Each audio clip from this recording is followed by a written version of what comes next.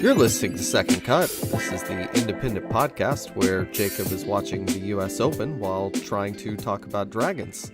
I'm Jacob, and I'm the one, I don't know, I'm one part instead of three.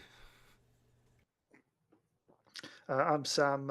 I'm the one who doesn't like smoked eels very much.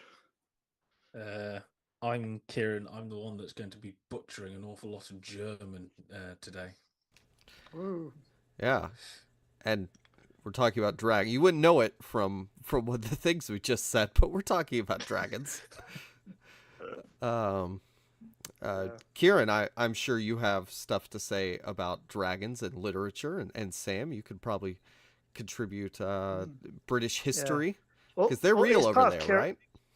Yeah, but it's part of Kieran's national identity, and you've literally got a dragon on your flag. I was going to say, if you need a country, it's just like, okay, everyone else has just got random colours. Some have got a spot, Some may even have an eagle. One country has a bloody dragon on it, for whatever reason. It's essentially the dragon is we hate the English. Yeah. Essentially. Yeah. I mean, do you root against St. George? It actually goes back to Merlin, the magician. Yeah. Who was famously Welsh. Yes. Most of our stuff are famously Welsh. Yeah. I mean, they're one of those creatures, aren't they? Especially, I think, for like Southeast Asia and for Northern Europe. Weirdly, those two kind of areas are very big into their dragons in their mythology. I was going to say, yeah, sort of China and sort of Sweden and Finland and Norway, sort of Scandinavia. The like of dragons very much, and we should obviously say that we have pretty much just picked three kind of films where they're pretty much all sort of Norse dragons. So we do realize that we are completely ignoring every other culture pretty much in the world that has its own history of dragon kind of mythology and adjacent stuff. So maybe that's something to cover at another time, kind of dragons of the world, maybe at another point on cinema. Dragons of World cinema, that'd be interesting. Yeah. And if you want to be really pedantic, I mean, I think I'm looking at a wyvern with Smaug because he only has two legs. Yeah. I mean, the traditional like Chinese dragon was obviously kind of four-legged, wasn't it? It was more kind of more lion-like, wasn't it? Or kind of like like a lion-like head, four legs, and kind of a long, or like a long extended body. But there's wyverns, there's drakes, there's all different kinds of dragons that fancy nerds will get really uppity about if we misname them. But we're using dragon as a general catch-all term for these creatures. They're fantastical reptiles who can usually fly and breathe fire. Yeah, as we should. I was going to say something. I've completely lost because I'm looking something else up. Well, Dracula means son of the dragon, so he was a cool guy. Dracula, yes. Sorry, I was just really thinking. I read many years ago. There's a short story by John Wyndham who did Dave the Triffids and Midwich Cuckoos famously, called Chinese Puzzle, and I had to Google to try and find the name of it. It's essentially a story about people, I think they're in Wales, that discover an egg of a Chinese dragon, and they've got their own Welsh dragon egg, and they try and make them fight each other.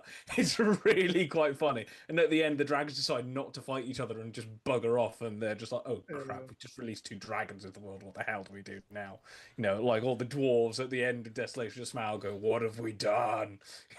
John Wyndham in the 50s. It's quite funny. I was going to say, yes, technically we have touched on dragons before. I apologise that I've got so many flies here. It's ridiculous because the weather. So if you just see me doing this, that's what I'm doing. I'm not doing an impression of a dragon. I'm trying to kill away flies. Yeah, we have touched on dragons before. The dragon apocalypse in Reign of Fire, which I seem to remember us all deciding that kind of it's entertaining, but it's not good in the slightest.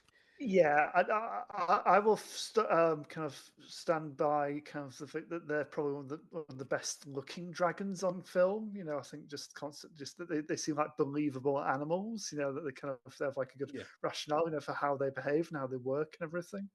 But yeah, the film around it is a lot less consistent. It should be better than it is, really. Yes, the Dragonopolis. Dragonopolis. Yeah.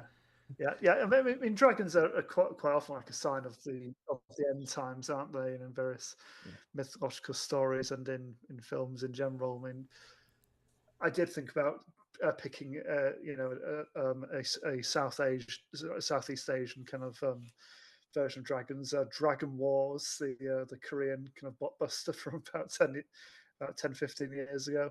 I don't remember it being great, but I remember it being quite interesting because you like lots of different shapes, different kinds of dragons, and basically just scrapping over like a big Korean city, so it was kind of pretty cool for that point of view.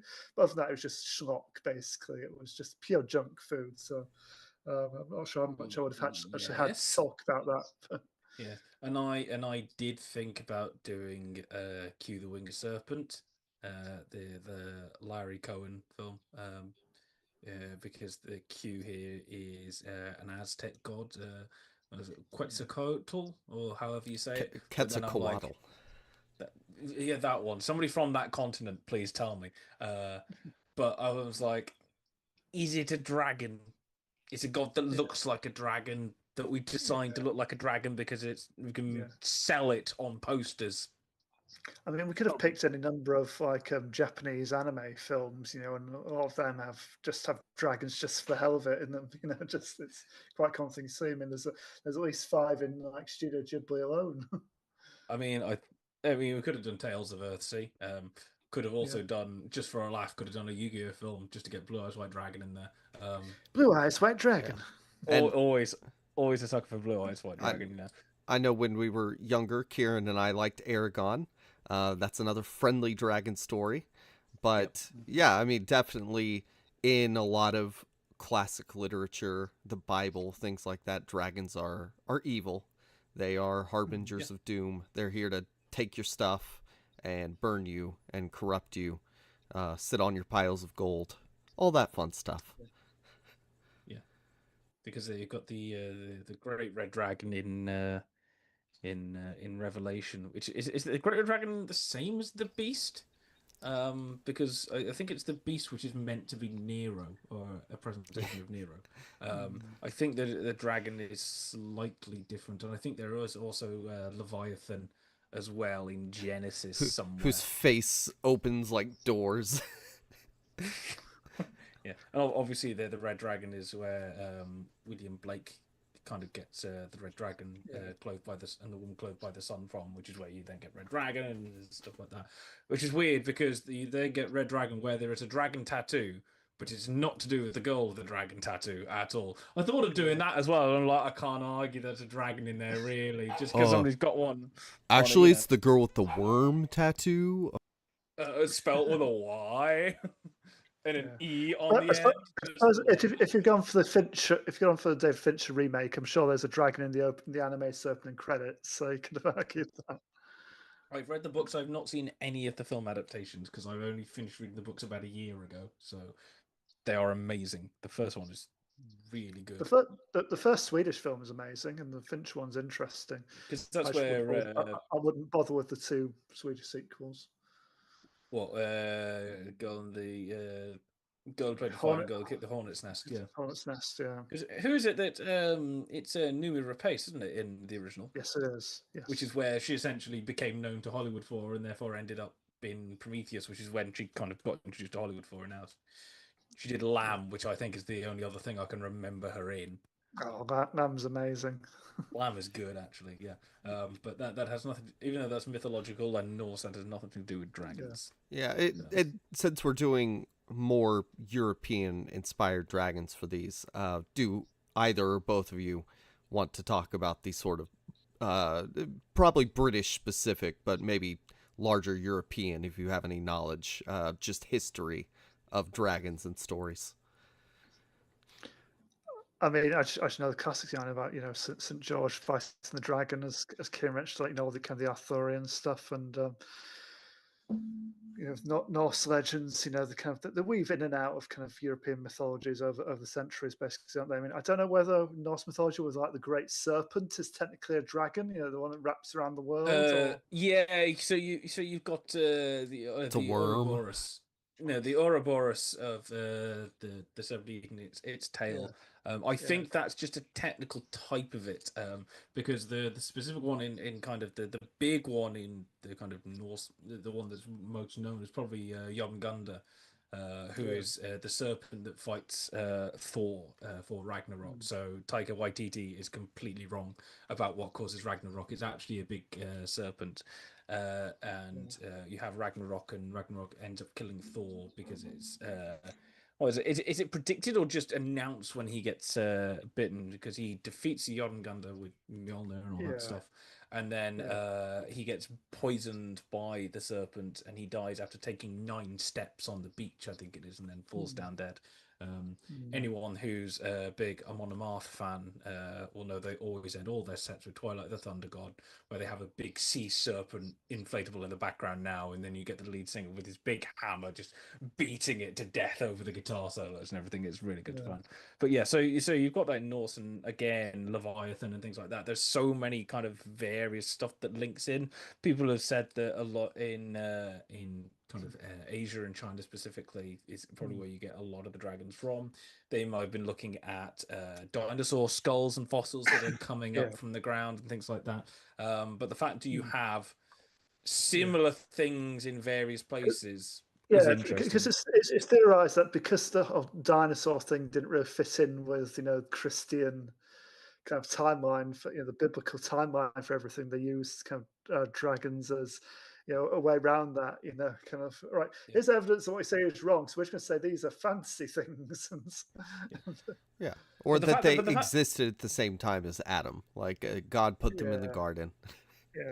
Well, also, go ahead. I was going to say another interesting one is kind of with like early explorers and kind of sailors around the world and stuff. It's like that was the classic thing of like, we don't know what's out there. It's probably dangerous and scary, so we'll just put there be dragons in this corner of the map, because we don't know what's there. It's fear of the unknown and fear of all these kind of primal forces that we couldn't hope to understand. But obviously dragons are not fantastical because they are obviously biblical as well. So obviously God had to come up with the idea. I just quickly Googled Revelation chapter 12, verse 1. This is, I think, where the main kind of biblical dragon comes from. A great sign appeared in heaven, a woman clothed with the sun, with the moon under her feet, and a crowd of 12 stars on her head. Verse 2, she was pregnant and cried out in pain as she was about to give birth. Verse 3 then says, then another sign appeared in heaven, an enormous red dragon with 7 heads and 10 horns and 7 crowns on its head. Its tail swept a third of the stars out of the sky and flung them to earth. The dragon stood in front of the woman who was about to give birth so that it might devour her child the moment he was born. And then there's other things. It goes on and on. It's Revelation. It's weird. I mean, that's like 3.5 hydras. That's not a dragon. Yeah, it's 7 so heads.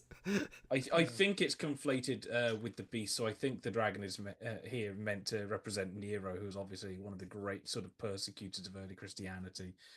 So top 5 all time. Yeah, top 5. I'm sure there are some more higher up as well. And it's not like Christianity itself was adverse to persecuting people later on in time.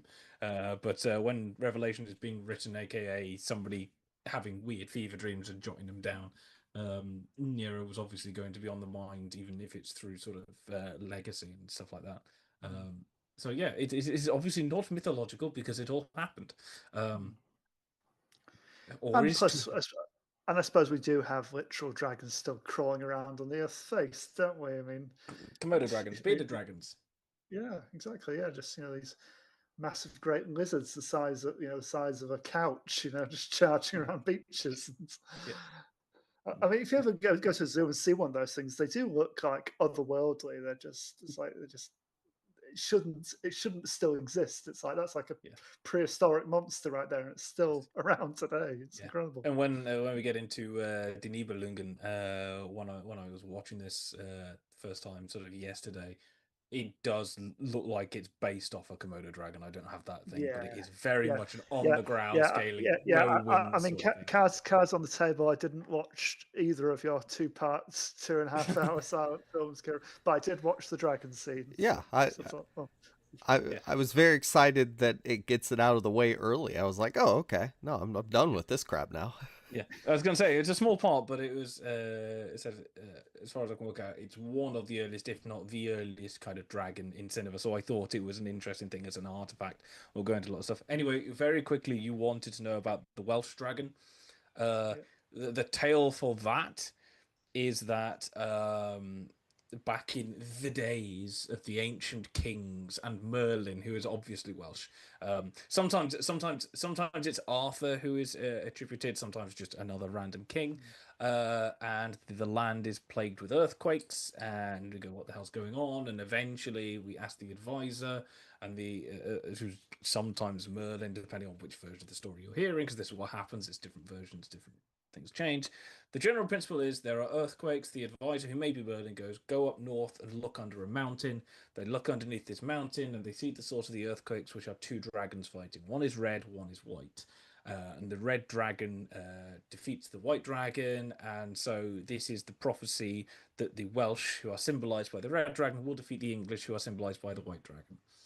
And apparently they do, obviously, because they have to. Otherwise, the prophecy is bunk. We don't know the story because they'll have hidden that part. And then when Henry Tudor arrives from France to gather his army for the Battle of Bosworth and become Henry VII, it's either it's at least myth enough to be kind of a common anecdote. But there's a thing that he bears a standard, and on it there is a red dragon on it. It may be on a plain white background because I don't think the full flag was invented yet. So that's kind of where the dragon on the flag is theorized to come through. So that was just to answer your question. And now obviously there is a Deadpool with it on. So when does that prophecy come true? It maybe like in a rugby match or something. I mean, the Welsh have beaten the English quite a few times in rugby. To be fair, Yeah, not lately. The last couple of years haven't been a good yeah, time for Welsh rugby. it's not been great for them at the moment, admittedly. Although the English had quite a bit of a slump for a while.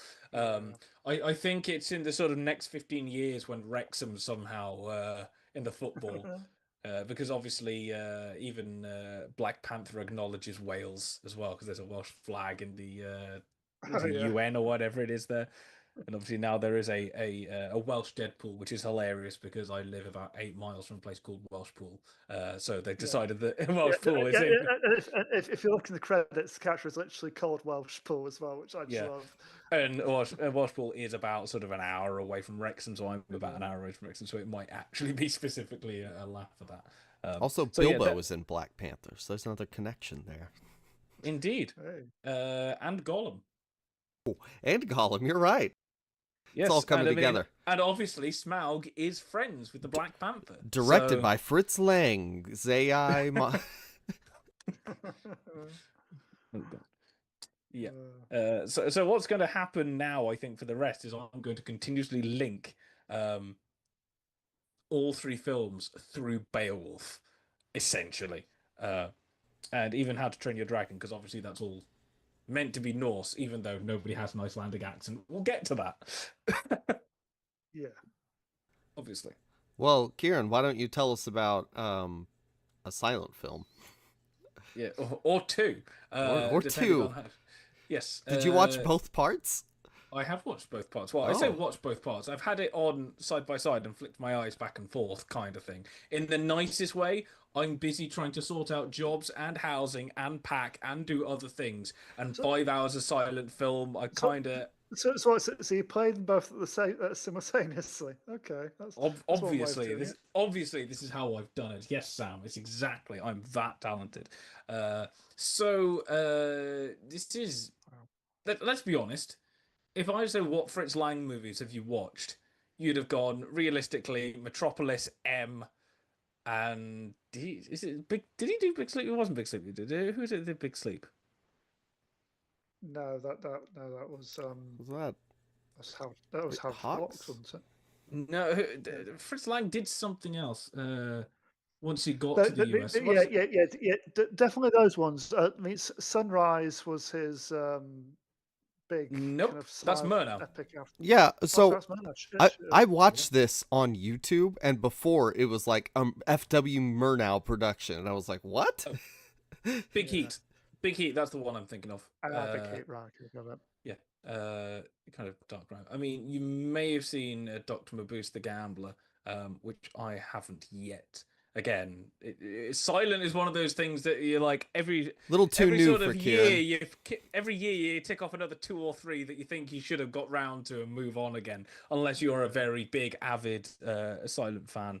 Yeah, I feel like I have seen another Fritz Lang film, but I can't remember which one. Yeah, realistically, it's Metropolis and M, and then we may have seen more at some point. I'm a little sad this is now on my list of silent films that I've seen, and there are a lot that I'm missing. Or at least a bit of, yeah. Normally, if you want silent and you don't want to kind of push yourself really, you're like, what Buster Keaton shorts have we got that I can tick off the list that are like 15 minutes and don't require much energy, you know what I mean? Or a Chaplin short, or old kind of Laurel Hardy sort of thing. So that's kind of one of the reasons why I wanted to do this, because it's, you know, a very influential filmmaker, and I've seen like 2 of his films, maybe 3. Yeah. I feel like there's a gap here that I should be filling in. Die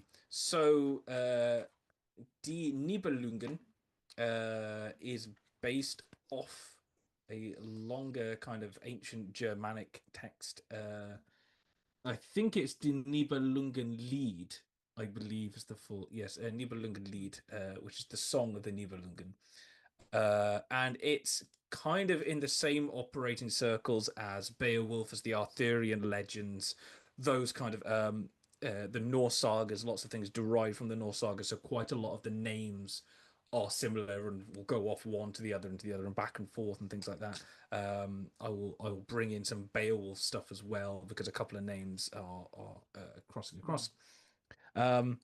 And it is one of the kind of, it was written, it brings in some characters from sort of the 4th, 5th, 6th centuries and reappropriates them. Remakes, boo. Yeah, kind of thing. We're going to take these characters and we're going to form them into our own kind of national story. This is, the date I've got in my head is around the year 1200. It may be slightly earlier, might be slightly late. It's one of those things where, you know, it's sort of around here somewhere. And so we get this poem, Nibelungenlied, which is the song of Nibelungenlied, meaning song. Nibelungen is, in the story, there's some kind of treasure hoarded by a dwarf, amazingly. So we've got some dwarves coming in. And it's cursed treasure as well, because whoever kind of takes this and owns it and things like that will, bad things will befall them.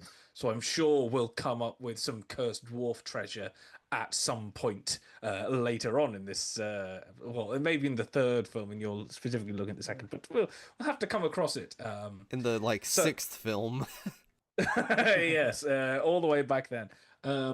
So it follows it's a film adaptation, and there had been adaptations previously. I think there'd been a couple of stage adaptations, and most notably, it formed the final in a series of operas by Wagner. And Wagner's interesting, and later on when I talk about the kind of influence of this, Wagner is obviously a very interesting character to discuss, because everyone appreciates the music, and then we also realize he's incredibly anti-Semitic and a great favorite of a very particular Austrian German leader. And actually, this will haunt these films as well. Yeah, and unfortunately, when I heard the name Siegfried, the first thing I think of is Wagner, and then shortly after that, I think of Nazi propaganda. Yes, well, unfortunately, this film or these films, because it's a bit like Cleopatra, where it's kind of one production, but we cut it into 2. It's also like The Hobbit. Well, no, that was one book made into 2 films and eventually shot into 3, or cut into 3. I think is more the point. Or Kill Bill, something like that. So it goes over 5 hours. Anyway, so yeah, it follows Siegfried, who in the poem is of noble birth. In this film is kind of a sort of just a general kind of strong young warrior, very much of the woods, the land of nature, one of these kind of things. He And he looks gets like a caveman. He eventually kind of gets very shorn and sort of blonde hair, possibly blue eyes. Yeah, we're going to see a Starts lot killing of this. rats. Yeah, well, they're going to see a lot of stuff, weird stuff, as it comes in of why this is a particular favorite of a couple of individuals. Um, and so we've got this character Siegfried, and he gets a prophecy that, or is told about a young woman of a kingdom, and the woman's name, and I'm just going to lose names all over the place. So I apologize that I'm going to have to go back and forth and go, what are the name? What the name? What the name? It is it Kriemhild? Kriemhild, that's the one. Yeah, sorry. Names, German names that I've learned in the last 24, 48 hours. Going to be a bit weird. So Kriemhild, so Siegfried goes to try and find Kriemhild in her kingdom. Along the way, slays a dragon, because we have to have our dragon slaying, and this is where the dragon comes in. So there's a good 3-4 minute dragon battle sequence. I'll talk more about the dragon in a bit.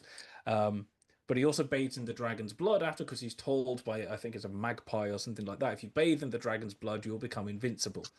And he does, but the dragon's twitching, dying tail knocks a leaf onto his back. And so the blood misses that spot because it's covered. And this will essentially become his Achilles heel. Can you see some references going all the way through?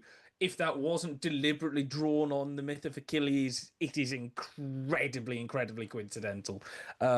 Anyway, this will come back later. He goes to the kingdom, meets Kriemhild. Is it Kriemhild? I'm again losing. Yes, Kriemhild. I'm thinking, is there an L in there somewhere? And goes, can I marry her? And the king says, yes, but only if you help me wed the Queen of Iceland, who is Brunhilde. He has, before reaching the kingdom, defeated the kind of king of the dwarves, if that some dwarven kings, and they give him the name the Nibelungen, which is this treasure. Along with this, this is dwarfs as in Germanic folklorish creatures, not yes, little people of restricted heights.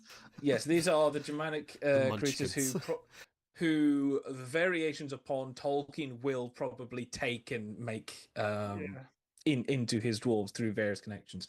And they also part of this treasure is there's also a cloak of invisibility. Yes.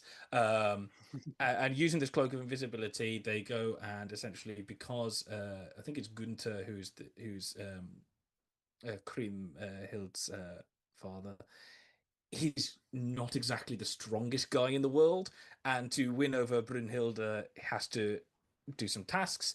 Essentially, Siegfried puts on the cloak of invisibility and does the tasks for him. There seems a little bit of kind of Jason and the Cyclops using the cloak of invisibility to do some stuff and trickery. Anyway, Brunhilde comes back, and what happens is this cloak also allows you to transform. So Siegfried transforms into Brunhilde's now husband, and essentially, I believe the phrase in the film is takes her maidenhood. Put it that way, through this deception. Kriemhilde finds out, but isn't Say for that some in reason. German. No. It'll probably be about 5 times the length. Kriemhild finds out, isn't particularly kind of spilling the beans or whatever, because she's now with Siegfried. But there's a spat between Kriemhild and Brunhilde, and she goes to Brunhilde. Guess what happened? Brunhilde isn't very happy, so gets Hagar, who is the king's kind of evil advisor, very Shakespearean sort of conniving sort of character, and goes, please arrange for Siegfried to be killed, because he essentially deflowered me, for want of a better word, against my will. I thought it was somebody else, so I wasn't particularly happy about anyway, but this is definitely not right.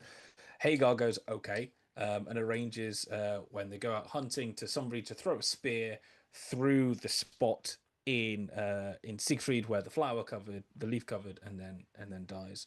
And then essentially what happens is that Brunhilde kind of commits suicide, I think, with grief or overawed, stuff like that. Kriemhild is not very happy. And most of the second film is essentially her completely Shakespearean, going all numbing at the sense that this is the second half of the poem as well, and essentially kind of going and sort of making alliances with people that are the Huns that are based off Attila the Hun, and essentially kind of making all these alliances to maneuver Hagar and Gunther into a position where she will then kill them as vengeance for killing Siegfried.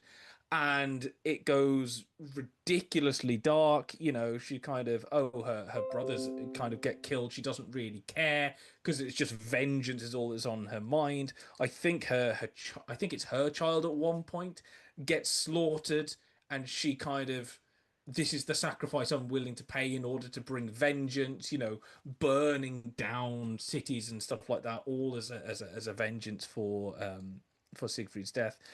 She eventually kills Hagar. Somebody eventually kills Kriemhild, and then kind of everything kind of ends in a big sort of tragedy. Shakespearean, nobody has won. War has kind of, you know, devoured everyone and stuff like that. It's kind of winding.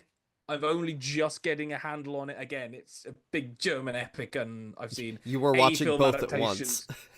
Obviously, yes, I was watching both at once. That's exactly how I did it. So it's interesting. There's several things that I find interesting about just the story in general. One is that the dragon is only a part of it. It's not a kind of. I mean, it does set up like a component, and actually, the guy who wrote Caligari to Hitler, Siegfried Krakauer, isn't it his name? Who film students will know is kind of one of the first people to try and do a kind of collective film studies in order to illuminate something. And his entire thing was that if you look at essentially German film through the 20s and 30s, it's a reflection of the German national psyche. And regardless of the pros and cons, and the people that have gone, this is a load of crap, and the people have gone, this is amazing, it's been a remarkably sort of persistent theory, which I'm guessing Sam and Jacob, at some point that name and that theory has come up in somebody's lectures.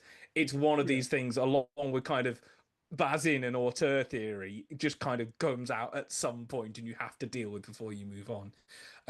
So his thing was that in Nubelungen, you get a sense he does a couple of pages that I read earlier. Now obviously can't find the actual things pages, but essentially his theory was that from the leaf falling, everything is about fate, and it's all fate that everything will go downhill. And so the dragon is very much a part of almost a Shakespearean sort of a weird Macbethy kind of vibe to it, even though Macbeth had come later, of fate going downhill. So although the dragon's only in it for part, the kind of after effects of the dragon therefore lead to everything being able to spiral down and go for and stuff like that. That I find very interesting, his idea of fate and everything like that. The actual dragon itself in the film, I mean, you two didn't watch the whole thing, but I'm guessing saw that sort of 5-6 minutes. Yeah. 1924, the dragon's great. Like, is it a puppet? It is. It's full puppet. Yeah. It's not a miniature. It's life size. It took like 10 people to kind of control it. If you've seen the things like of them doing sort of like King Kong on Broadway and stuff like that, it's like that. Yeah. And the thing moves. Yes, it's 1924's puppetry. It's not going to be the greatest, but the design is fun. The thing spews fire. Yeah, that was something that really wowed me. At first, I was like, "Yeah, this is all right. This is pretty good for the time." And then it just, as you say, opens its mouth and like these fire gush out. Like, okay, how do they do that? That looks amazing. And you know how they'll actually have done that? They'll have got the equivalent of flamethrowers inside the thing and spewed the bloody fire out of it. Somehow, how is it that the film from 1924, compared to the other films we're doing, is the only one with a real, actual dragon thing on the ground? How have we managed that? Like, Jacob, yours is a ball on a stick, and Sam's your entire film CGI. I mean, let's be fair. Giant balls of fire probably not good to have around your film set. Generally. Well, here's the thing. Like, the reason why we got Godzilla breathing fire is because there was fire on the poster for The Beast from 20,000 Fathoms. And The Beast from 20,000 Fathoms didn't spew fire because they couldn't work out how to do it because it was a Ray Harryhausen miniature. And you'd have gone, get an actual life-size dragon. Do it that way. Make it spew fire like that. Like, the effects are great. And you get other things like a piercing of the eyeball that kind of it's quite gory for the time. It's a very quick thing. Reminds me a little bit of you go, oh, that's gory, but then it's only a few years until Shen Andalou has the razor slicing the eyeball. I was thinking that as well. Yeah. And I would like to point out that the killing wound in this is to the underbelly. So although there isn't a specific weak spot, there is still a stab to the underbelly, which will come in for Smaug in that film as well. So that's all interesting. I think the main thing, though, with this as an artifact, despite the fact the dragon is great. Well, actually, there's a few things. One, the fact that there's, for my thing, it's interesting because it's the same thing with ghosts in these kind of old, big kind of sagas and the big poetic epics and tales like that. That sort of it's never about sort of one creature, because if you think of like a ghost story now, you've just got a ghost. If you think of like something, I mean, something like Aragon is slightly different. But if you think sort of a lot of the stuff, kind of there'd be one monster as a main focus, for example. Back in the day, there was just sort of a pantheon of stuff that everything was all a part of. It was part of like the umbrella supernatural. So along with the dragon, you've got dwarves, you've got cloaks and invisibility and all this kind of thing that especially go on in the first Denis Nibelungen film. When you get to the second one, which is Kriemhild's Revenge, the kind of mythical stuff kind of goes away because it's very much a more grounded film. But in the first one, it's part of a pantheon. So that kind of is interesting for me from a kind of an academic point of view, that it fits in with this idea that all these kind of national epics and things like that don't focus on one thing. They've got a pantheon of different things that pick out of it. It's only when you get later on that we kind of focus in and we go, okay, ghosts have their own stories. We're going to do a story just about a dragon. We're going to do a story just about, I don't know, meeting dwarves underground and stuff like that, when the forms of literature change. So that's interesting. That was interesting as well. What I think the thing is, I mean, the film is very well directed. It's beautiful. I have issues. I don't think the editing is quite as sharp. A lot of the shot lengths are fairly similar length, aside from a couple. But bearing in mind it is 1924, so Eisenstein wouldn't kind of put forward his Russian montage theories until I think 25, 26, somewhere around there. Because for Tompkins, 27, is it 5 or 7? I can't remember. That hasn't come out yet. We don't have Carl Frun's Unchained Camera yet, because that will be kind of majorly explored in Last Laugh, isn't it? From 26 is the main thing. So a lot of it is fairly static cameras, and although they were moving cameras before, you had to mount it like on the side of a train or something like that. And a lot of this film is shot on massive sound stages, and part of the whole thing with it, I mean, you watch the beginning, and literally before the first shot, you've got the cast and everything, and then it goes directed by Fritz Lang, and it says dedicated to the German people. And it's interesting because this is 1924. This is the height of the Weimar Republic, and the point of the film was to give the German people a sense of national identity, something they can be proud of. So it's your national epic. You kind of pitch Siegfried as the German people, kind of a heroic figure, slaying dragons and all these things, betrayed, sort of something that you can be proud of. And again, coming after the First World War, and a country that has been defeated in war as well, kind of you can see where kind of Germany is kind of being fitted onto Siegfried, going into there, and there's other stuff coming on that I'll go into later. Going back to the filmmaking parts of it, I watched like the first 45 minutes of the first 2.5 hour film, and yeah, it's a lot of static shots of one person. And then if you're watching on YouTube, giant blocks of German subtitles that are doled out in little bits and English captions. Yeah. It's not a super great watching experience, to be honest. It's not in terms of the dynamism of that, and yet some of the stuff that they managed to do, there's some really good wide the landscape usage is great. So before the dragon, you see him going through the forest, and it's a big wide with these big massive tree trunks. Going over to Iceland, you see some of these fortresses. There's a shot. I think it's Brunhilde's kind of fortress in Iceland. I can't remember exactly where it is. I'll find it later.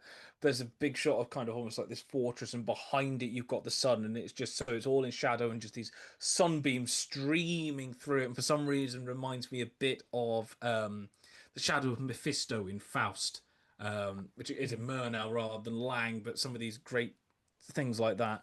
Later on, especially in the second film, you'll get like a massive kind of buildings on fire where they literally just have it as a big wide and loads of people running around and literally just set the set on fire, you know.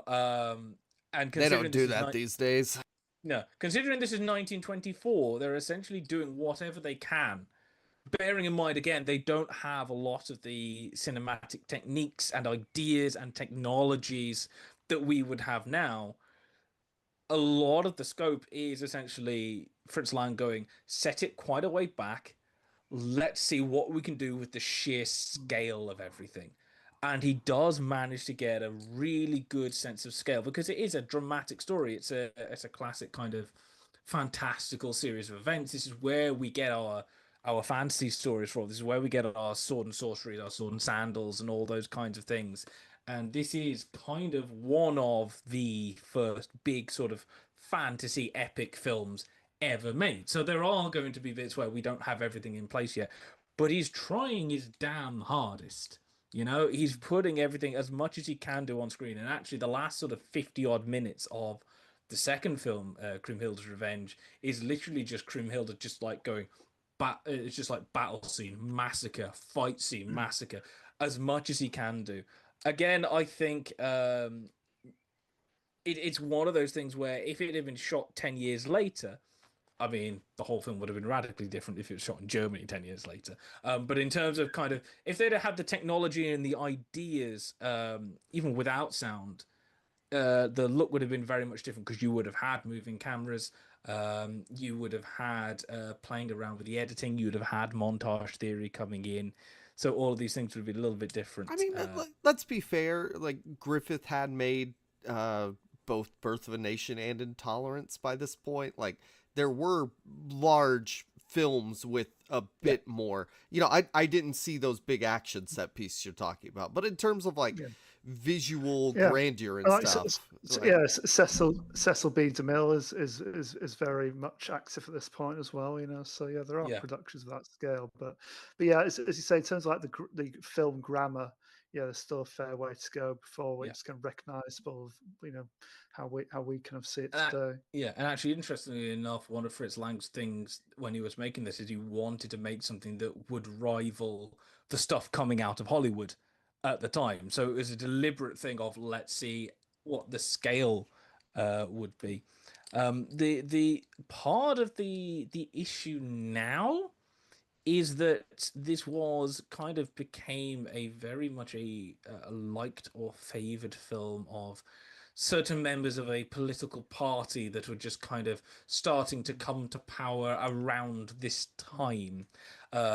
When it's a film, especially the first one, where you have somebody that's essentially cast as an embodiment of a German people, very much of the woodlands and the nature and the land and the soil of this nation, blonde, kind of very strong, muscular, going out and doing daring deeds, who is eventually betrayed and slain down.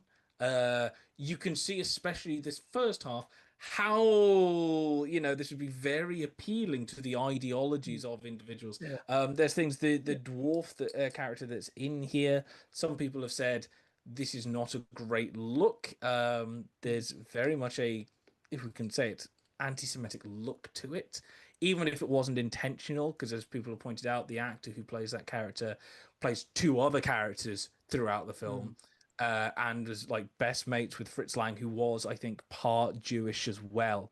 So Famously left Germany to escape the Nazis. yes, so it's one of But these things where but it's kind not of before they'd offered him a job. I mean, they loved his early work so much. I think Goebbels in, literally said, "We'll overlook your Jewishness if you come and work for us and yes. make films."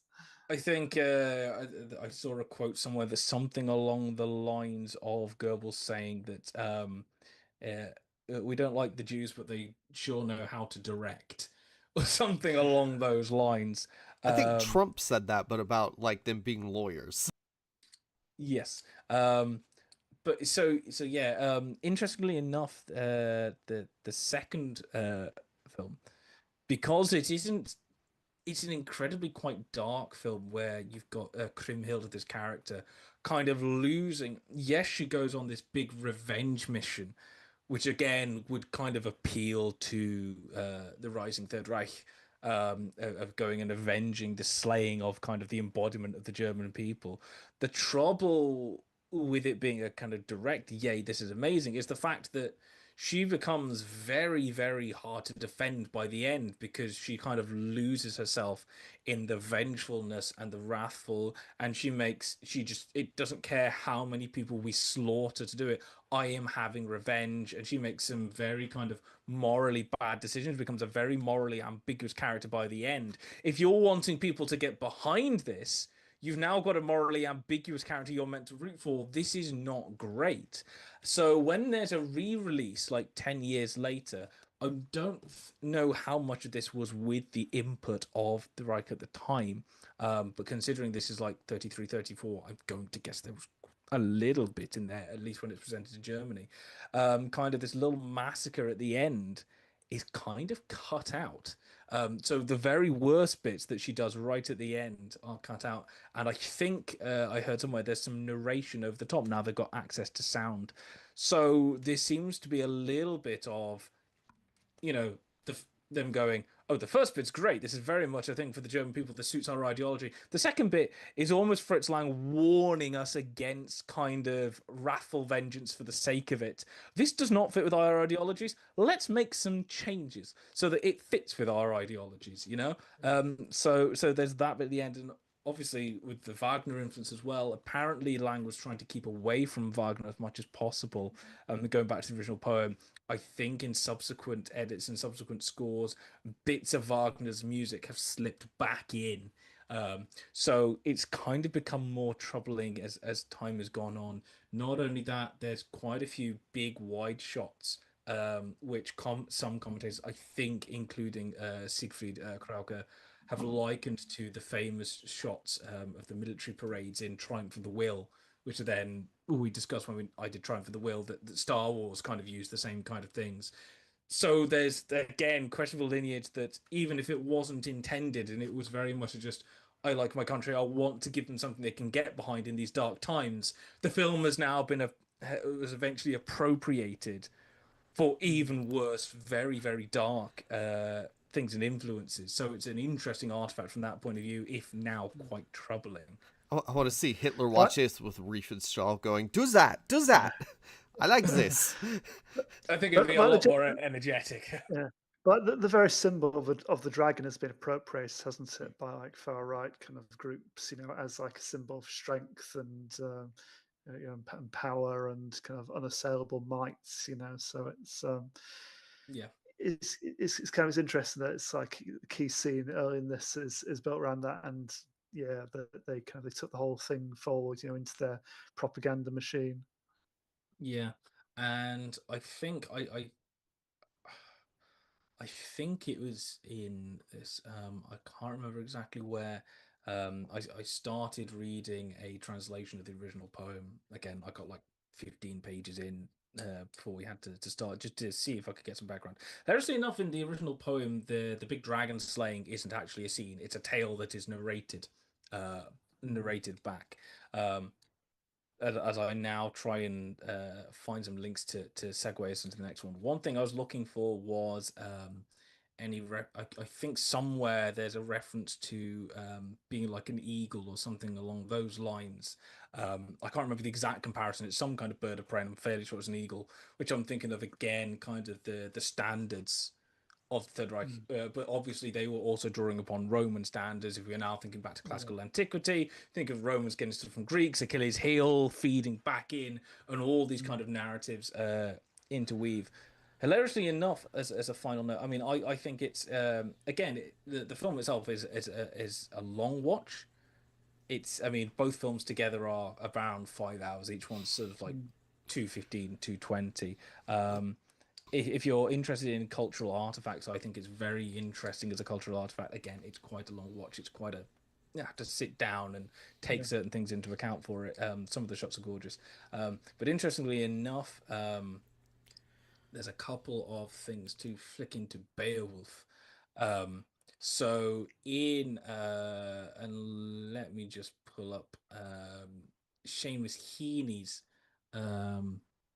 translation of Beowulf. So it says he recounts a tale to Beowulf. Somebody recounts a tale. I can't remember exactly who he is, but it says this tale says after his death, Siegmund's glory grew and grew because of his courage. When he killed the dragon, the guardian of the horde. This will eventually happen in Beowulf, obviously. Dragon guardian the horde. I wonder what particular text could have been a massive influence on Tolkien. But the interesting thing is, I'm fairly sure Siegmund, and I think it's Siegelied as well, are the parents of Siegfried or Sifrid, depending on which version you're reading, in the original poem. So there's crossover between, and even though it's Sifrid who kills a dragon in Nibelungen, rather than his father in Beowulf, there's obviously very similar things going on with very similar names at a very similar time, crossing back and forth, which is why I'm thinking, because actually Siegfried's sword sometimes apparently is described as glowing or shining, and I'm going, glowing shining sword, old hero, old tale. I'm thinking Sting right here. Yeah, stop stealing my movie, Kieran. You could have watched The Hobbit. No, it's just interesting that everything passes through, and I can't find any specific links with that part to The Hobbit. But the fact that it's very obviously very closely tied to Beowulf, and loads of stuff in Beowulf goes into your movie now. It'd be quite unlikely if he hadn't read or wasn't aware. Well, no, I mean, Tolkien was a professor of language, and I think he heavily did acknowledge the influence of Beowulf, because his area of expertise was kind of Old Norse and Old English, and how they kind of interweaved and kind of influenced each other. Yeah, Beowulf we'll get on to in Tolkien, but for Die Nibelungen, there are similarities. I can't find in my very brief research anything that says that Tolkien was specifically referencing Die Nibelungenlied. But there are crossovers and channels through where similar ideas come through, specifically through Beowulf. So go check it out if you want to check out something very interesting and fill in in some gaps in that. I'm very happy I watched it. I probably won't watch it again, or maybe I will in sort of 15 years' time when I go, I've forgotten this, and sit down again, and maybe I'll see again some different stuff in there. The dragon itself, although it's a small part, is one of the more exciting parts, and it is a very good dragon. It's 10 people operating a giant puppet in 1924 that's breathing actual fire, and it's really fun scene, it must be said. Nice. Well, there's your actual film history lesson. Yeah. I mean, I hope we all learned something with that, because I've had to dumb things down a little bit and talk about some kids' movies. Yeah. Go for it. So, who are we going with first? Well, chronologically, it's Sam. Chronologically, it's Sam. In terms of kind of following the storyline, it kind of works better for Tolkien. Let's hit Sam's. Let's do a breather. Yeah, so the How to Train Dragon, the new live action version's just come out. So I thought I'd go back and rewatch the original animated trilogy. Still by Dean DeWar. He's done all 4 films now, and he's lived with these characters for actually 15 years now. So he knows them like the back of his hand. Question: the 3 films together, are the run times longer than Die Nibelungen or around the same? They're all an hour 40. So what's that? Probably around the same, give or take half an hour. Yeah. I watched 1.5 of these. I couldn't stand to finish the second, sadly. What, the second House of Train Dragon? Yes, it was too sad. But that's the best one, and the hurt you feel is part of the appeal. So yeah, I'm obsessed with this series. It's my favorite animated franchise. I've watched them many times since they came out. The first one came out in 2010. And I mean, this wasn't DreamWorks' first animated dragon. They had the dragon in Shrek, obviously 10 years before this. Which again is a great dragon. It's like a big fantastical threat, but also like obviously they turn that on its head. By revealing it's a girl dragon and it's got big eyelashes and lipstick for some reason. I tell you what, though, that is a great plot twist. It is, yeah. It genuinely is. It shouldn't be a plot twist, but it is. It has babies with a donkey. Yeah. Still trying to work out the mechanics of that, but yeah, probably best not to linger on it. There's places online you can research. Yeah, so House of Train Dragon is very loosely based on the book series by Cressida Cowell. I've never read any of the books. They skewed a bit low, or I was probably a bit too young by the time by the time they came out. I think the first one was released in 2003, and she wrote 12 installments, I think, up till 2015. They're all pretty kind of episodic, and they do skew low. They're very much children's books, but kind of humorous, kind of fantastical children's books. The cover of the first one, it's How to Train a Dragon by Hiccup Horrendous Haddock III, translated from the Old Norse by Cressida Cowell, which I like. Norse is coming back. Originally they were going to do a more faithful adaptation, kid-friendly adaptation of it, but then the higher ups at DreamWorks kind of when they brought directs on board, actually asked them, said, "Can you kind of use the core concept, but do your own thing? We want to bring kind of teenagers into this as well, so make it a bit dark, a bit more mature, but still kind of light and fun enough, So and I think they pulled that off pretty well. So essentially, the premise is a Viking village of Berk. It's regularly assaulted by dragons. That's their pest problem, and basically these dragons just attack at night, steal all the livestock, and burn down their buildings. And this fight's been going on for generations. This fight between Vikings and dragons. The dragons threaten the Vikings. The Vikings kill all the dragons in response, and it's just goes back and forth from them.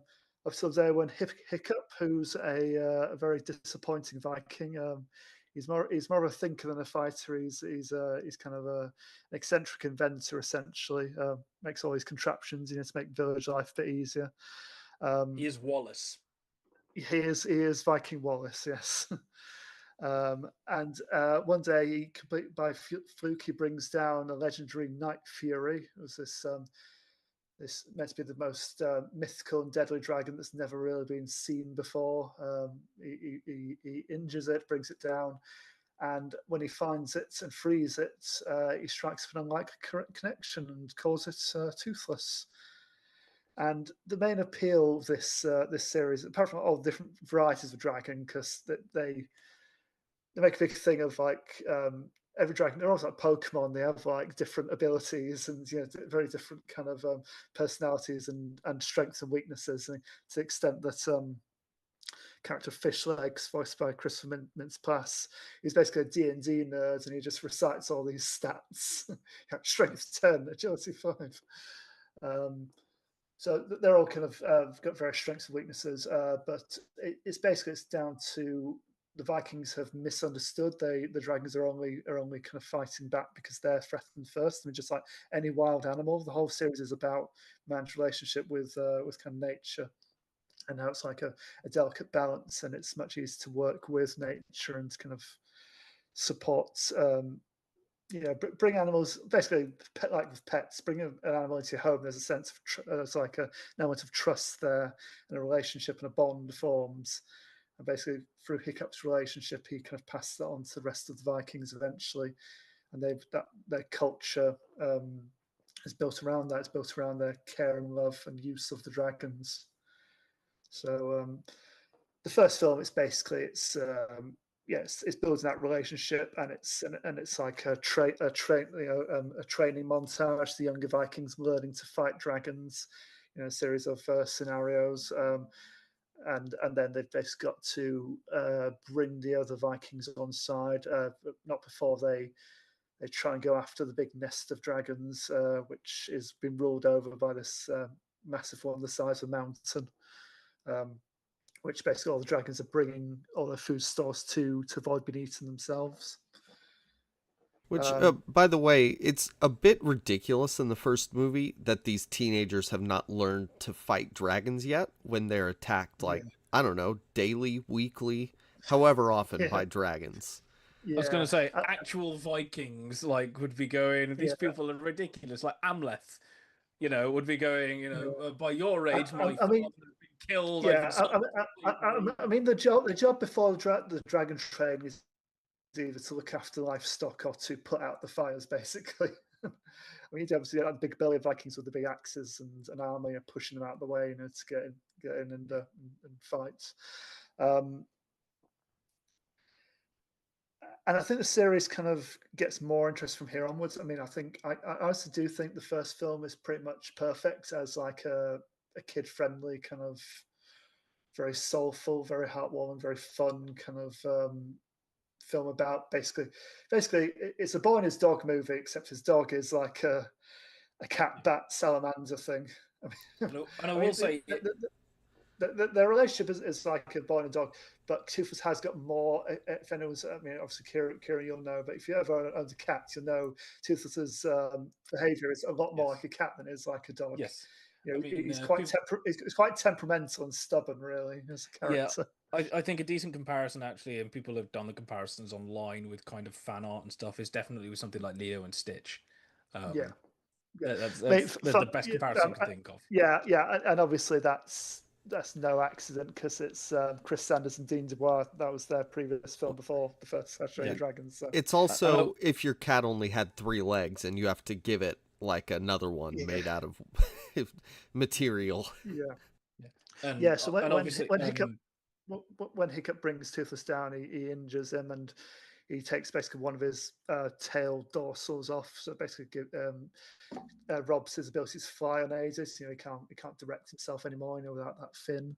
So he has to craft him like a prosthetic, essentially. And by the end of the film, he himself loses a leg in the final battle and has a prosthetic himself. And there's an interesting recurring theme in this series of people with missing limbs and kind of how they get by and how it changes them. And so like the villain in the second film is missing an arm as well. And it's like he's like the dark kind of mirror of Hiccup's relationship with his dragon, but he just abuses and bullies his dragons and dominates them. If we think about it, this is done by DreamWorks. DreamWorks is these kind of massively related by funding and stuff like that to Steven Spielberg, because he was. Yes. I'm not sure if he is one of the main partners, or at least he was, at least in the early days, a massive investor. Yeah. Obviously, I mean the boy with the fishing rods on the moon, that is Spielberg. So yeah. And who is Spielberg's one of his best mates? George Lucas. What is George Lucas for? Star Wars. Legs. What's a recurring theme in Star Wars? People losing their limbs. Yes. Yeah. So what we're saying is that this is actually Star Wars. Of the 3, the second film is by far my favourite, because I do describe it as the Empire Strikes Back of animated films, because it's got very similar kind of arc and tone to it. It's bigger, more kind of more ambitious. the actions are far kind of more spectacular, and the characters are deeper and everything, and it's got quite a bleak kind of final act essentially, like an always lost moment. I mean, they don't quite leave it on a to be continued. One of our mates has now turned to stone, and we may get him back at some point. We don't quite leave it that way, but it is very much, this world is much bigger than we thought it was, and there's going to be more danger around the corner, but we have to prepare for it, basically. So how the second film ends. I mean, one of the things I do want to say is that obviously, especially the first one, it does have one of the greatest modern scores of all time. Like, Yes. John Powell's score is astonishing. Yeah. I mean, the main theme occasionally will just flick on like a Spotify playlist, and it'll just churn on. I'm like, yes, whack it. And you'll be pleased to hear with the remake, he basically doesn't touch it. He's reorchestrated it, but it's the same music. So why touch it? I'm so pleased he didn't mess with it. Here's my issue going from 1 to 2. So in 1, they live in Burke, it's this like isolated island thing. In the second one, Gerard Butler, who gets to use his real accent, which is great. He's like, oh yeah, I've heard of the bad guy of the film. I met him one time. But the bad guy of the film can like train dragons. His wife, or ex or baby mama or whatever, can train all the people in the world outside of Burke know that you can harness the power of dragons, that they're actually friendly, or at least trainable. But these people, they seem to be the only ones who had this adversarial relationship with dragons, the only people solving it. And it seems like going from 1 to 2, it was like, if nobody else knew that Jedi existed in the Star Wars movies, and then suddenly there's Jedi everywhere in Empire, and everybody's like, yeah, I know Jedi. We all know Jedi. Here's a Jedi. Here's a Jedi. Here's a Jedi. Yeah. I think the trouble with that, I admittedly, I've seen the first one 2 or 3 times, and I don't think I've seen 2 or 3 since I haven't seen the third one since I saw it in the cinemas, and the second one probably just before that, so it's about 10 years. I think the problem with anything is that the first film in anything has to have a fairly simple plot. Because the whole point of it is you need to keep something fairly simple, because most of your time is spent establishing the lore. The second one, you can go bigger and do these things because everything's now been established. When you go to number 2, you've now got to come up with a plot line for something. For How to Train Your Dragon 2, you've got to go more dragons somehow. Not only that, you've got to introduce more human characters somehow. And so I think the idea of other characters training dragons is fine.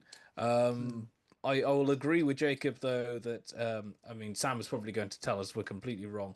But again, going off Jacob's refreshing of their knowledge of dragons, it does seem to be a little bit of a disconnect there. I mean, if it's a film for 6-year-olds, 6-year-olds aren't going to bother. They're not going to. They're going to overlook that fact. They're here for dragon action and fun. I mean, one of the things they do in the remake, I think they possibly. I think you're right. I think it did possibly. Spoilers, obviously. The remake came out like 2 days ago and not on wide release yet. I mean, look, the remake essentially, it is the same film. It's like the key scenes they're all pretty much the same. Obviously, but shot for shot as well. From looking at the trailer.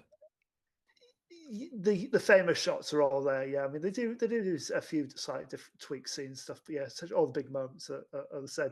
But what they do thread in a few little references and dialogue to stuff that's going to come, which they obviously didn't do the first time around, because I don't think they had the second story in mind when they did the first film. Whereas now they know they're going to connection.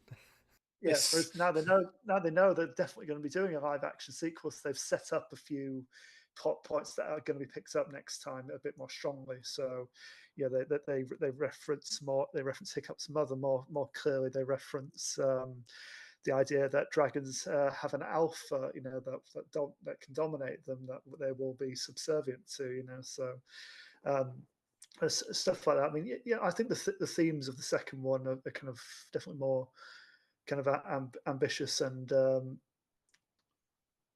I suppose it all really obviously comes down to Toothless and Hiccup's relationship, how that develops. But the idea, especially the second one, that Toothless is still an animal, and it's that kind of balance, control over nature is quite tenuous, really, and it takes a little push and he'll revert to his instincts, and he can still cause quite a bit of damage. I mean, it's one of spoil for How to Train Dragon 2. At the end, Toothless accidentally kills Stoic Hiccup Star, the chief Viking. Oh no, I can't believe it. Yes, yeah, and Spoilers. yeah. So basically, Toothless is being controlled by the big alpha dragon. It's been controlled by Drago, the main bad guy, and he basically reverts to his instincts, and he's going to kill Hiccup, and so jumps in front of him, catches the fireball, and kills him in one. And one of the heartbreaking scenes ever is because straight after that, Toothless comes back to himself and doesn't realize what he's done, and then he just sees Stoic, lying there, and he kind of goes up to him, tries to nuzzle him, tries to see what's going on, and then Hiccup just pushes him away and just says no, basically say bad dog almost, and just the way Toothless kind of shrinks away, it's just heartbreaking. Cats do that same thing after they scratch you really bad. Then they try and nuzzle. Yeah. Rude. Yeah, I mean, in the first film, obviously the kind of the best scenes is definitely those early bonding moments. Just the behavior of kind of Toothless and how Hiccup's gradually working him out. For his various trips down to help him. Bribing him with food, and eventually he can touch him on the head, so then he can attach his new tail fin, and then eventually he can ride him, and they gradually learn to bond and work together and everything like that. He does the Chris Pratt Velociraptor thing with his hand. Yeah. Or does Chris Pratt do the Hiccup How to Train a Dragon thing? Yeah, good point. Yeah. Sam, I'm surprised you haven't brought up that Roger Deakins was a visual he was the consultant for cinematographer in the first one. Yeah, because though obviously it is animated and the human characters are exaggerated and the dragons to extent of character as well. I mean, when you compare how the dragons looked, how they look in the remake, they've made them look more kind of grand in reality. They look more like dinosaurs, which is fine. They look pretty cool, if I'm honest. But they can kind of be more caricature in this version. What they wanted the kind of the landscapes, the world they exist in, and how the camera moved through those, especially the flying scenes, to be as grounded and realistic as possible. And you wouldn't have that disconnect between this looks like a cartoon, it's like this beautiful and kind of rendered kind of landscape with these kind of caricatured kind of figures kind of working their way through them. And the jump from how it looks, I mean, I think the first one is still a very good looking animation, but the jump between that and then the second two, they're just another level. They just look so good. I mean, I still, even a decade later, I've still not seen better animated water, I don't think, than in the second film. I think just that kind of early scene of Hiccup riding Toothless kind of close to the waves, and then kind of, just, spray shoots up around and stuff. It still looks absolutely incredible to me. A small nitpick I had was blonde hair. Yeah. They couldn't do blonde hair very well for some reason. Maybe darker hair, like there's a trick for your eye or something. But when blonde hair was moving in that movie, it was just one static piece, and it looked bad. Yeah, I mean, I'm not sure if they really worked out animated hair properly until Tangled was the same year, wasn't it? I think was that 2010 as well. 2010, so, yeah. So, I think that definitely kind of let forward kind of the kind of how you could render stuff like that, and then obviously Frozen to follow that. I mean, the way like they do, even do like beards in the sequels. I mean, again, that just looks so good. So kind of, I think the final line in the trilogy, well, one of the final lines in the trilogy, and I think it is a line from the book, because it's basically, it starts out with kind of Hiccup looking back on his life, basically old Hiccup kind of talking to his grandkid, I think, in the book, but maybe I think it's son in the film, and it's there used to be dragons here when I was a boy, and he basically kind of recounts, kind of, by the time the third film comes around, they work out, as great as their kind of relationship and kind of their understanding with these creatures has been over the past few years, it's too dangerous to have them around. There'll always be people hunting them and wanting to use them for nefarious ends, and it's just too dangerous to keep them around, so they're going to take him away. And in this world, that the dragons originally came from basically within the earth, which again I think is quite a common mythological idea that dragons kind of came up out of the earth's core. And there's this theories that like mountains are like either like resting dragons or resting giants, and yeah. But basically, they take these, the dragons back into the center of the earth, into this other world, this other plane of existence. And it says looking back, they're going to meet on King Kong and Godzilla down there, obviously. Yeah. Looking back on those kind of relationships, and I think it's one of these. I think dragons are more often than not seen as like a threat, seen as something to fight, to overcome. I think what's nice about this series is it's that other aspect of it. It's kind of what if these fantastic creatures were real and we could understand them, we can work with them, we can live with them. It's quite an appealing kind of utopia kind of idea. You're talking about the end of that film where they're kind of letting the dragons go because they're too dangerous to have around, and some people always controlled them. Obviously, if there was a fourth film, you'd have one lot of people thinking we should have the dragons as long as they're controlled, and one lot saying no, we shouldn't. And then they all go to an airport and they have a big fight over these two ideals. And then Disney goes and sues them. You've got to register all your dragons on the. Do you have your dragon card? Yeah. God, How to log your dragon? Just hiccup doing paperwork. Yeah. I mean, in the new film, they got Jared Butler back to play Stoic because who else? I mean, because he looks like a Viking anyway, so he might as well. Wait, he's in the live action movie? He is. He plays the same character in the live action movie. So they were really lazy when it came to, we'll just bring back the same director and we'll cast the same people. Well, Jay Baruchel's a little old, so we'll find another skinny person. Nick Frost he's as well, isn't he? Yeah, Nick Frost plays Garbo, the trainer. Yeah. Is Timothy Chalamet? No. Because Craig Ferguson, as good as he is vocally, doesn't really look like a Viking in live action. So. Not fat enough. Yeah, I mean, it does make me wonder if in the sequel, which they have confirmed, whether Cate Blanchett would want to come back and play Hiccup's mom again. I mean, I could see her do live action kind of Viking kind of shield maiden. I think that'd be more cool. Tolkien connections. Yeah, I know.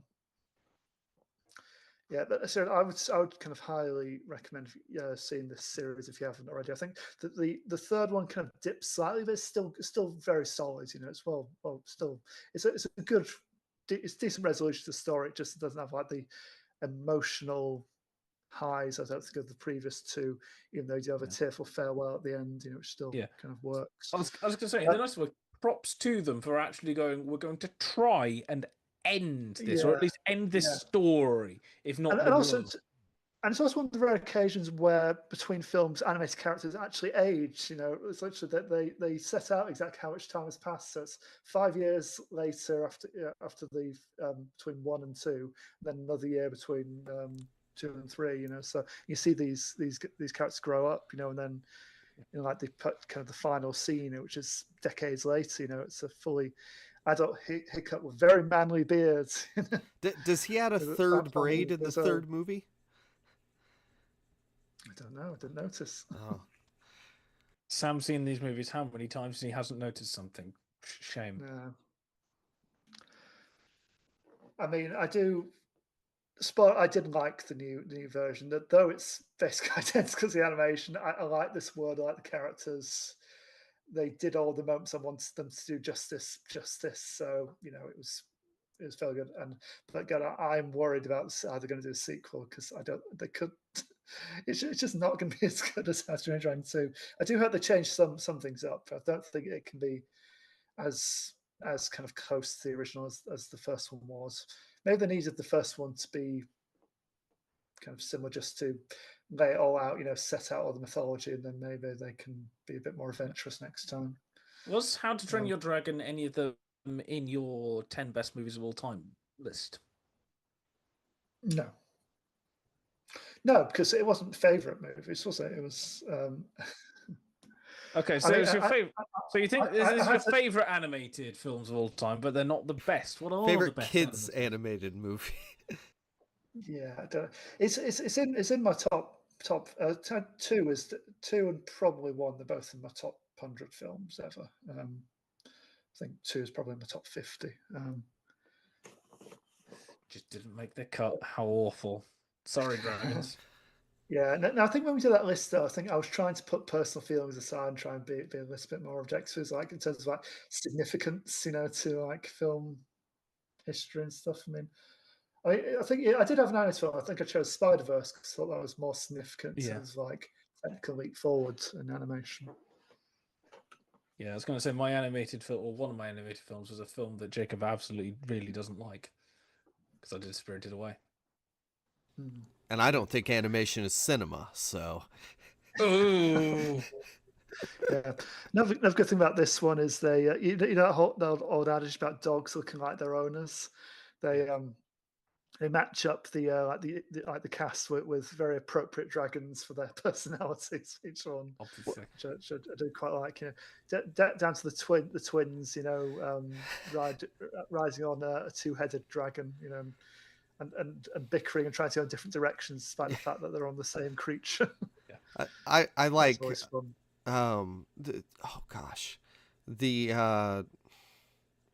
The Parted 2 where the female twin is in love with Kit Harington.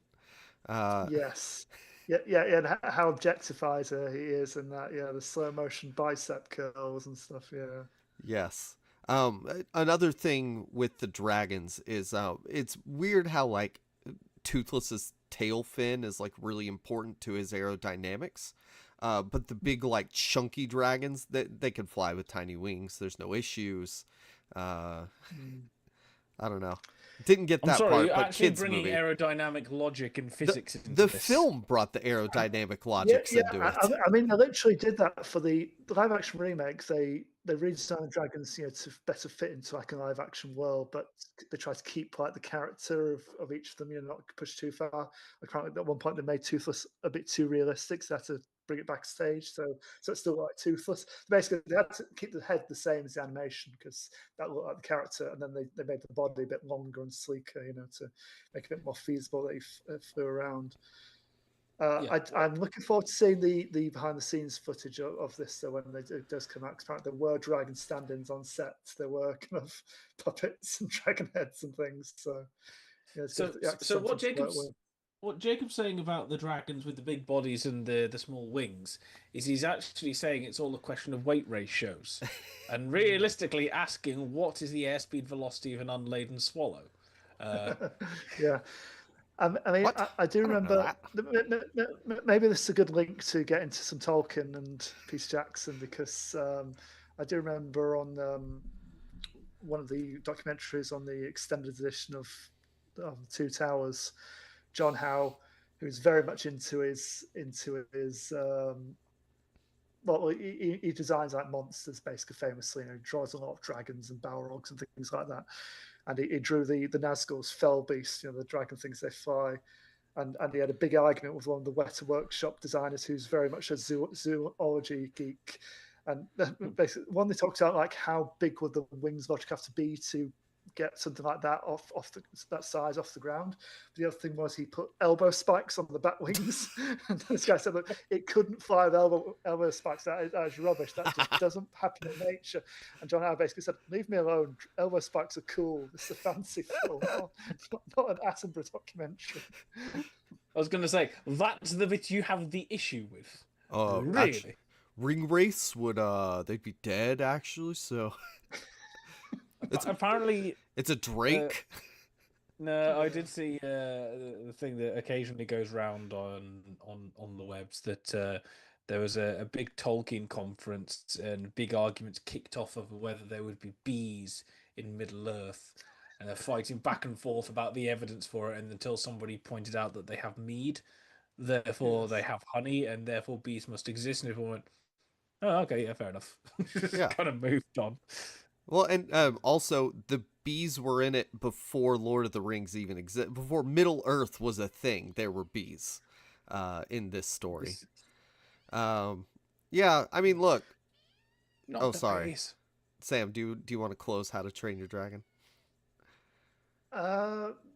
It's a great movie series, and I love it.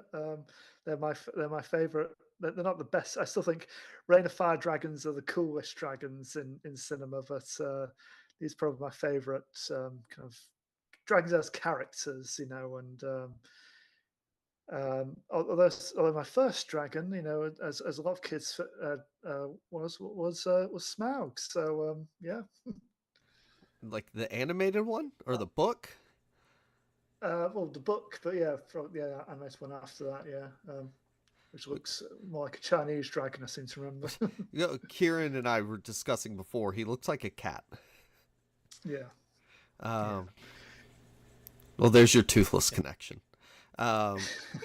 So I'm not going to spend too much time on the background of the Hobbit movies because that's a whole thing. It really doesn't matter. What matters is they wanted money after Lord of the Rings. So let's make The Hobbit into 3 movies. I didn't watch the third one for this, so I can't give you an opinion on it beyond the beginning part where Smaug dies because I was watching this for the dragon. As far as the story of The Hobbit goes, that is the entire impetus. Is once long, long ago, the dwarves lived in this cool mountain, and they had all this gold, and they had the Arkenstone. But then, oh no, here comes a dragon from the Dragonlands. And Smaug is actually like the biggest, baddest of all the dragons. And Not in Middle Earth, but in this story. Yes. Well, I think in Middle Earth he was. From the the land Silmarillion, there are from. bigger dragons, like much bigger dragons in Yeah, the Silmarillion. In the same age, yeah. or are we talking in the past? Yeah, in the past, yeah.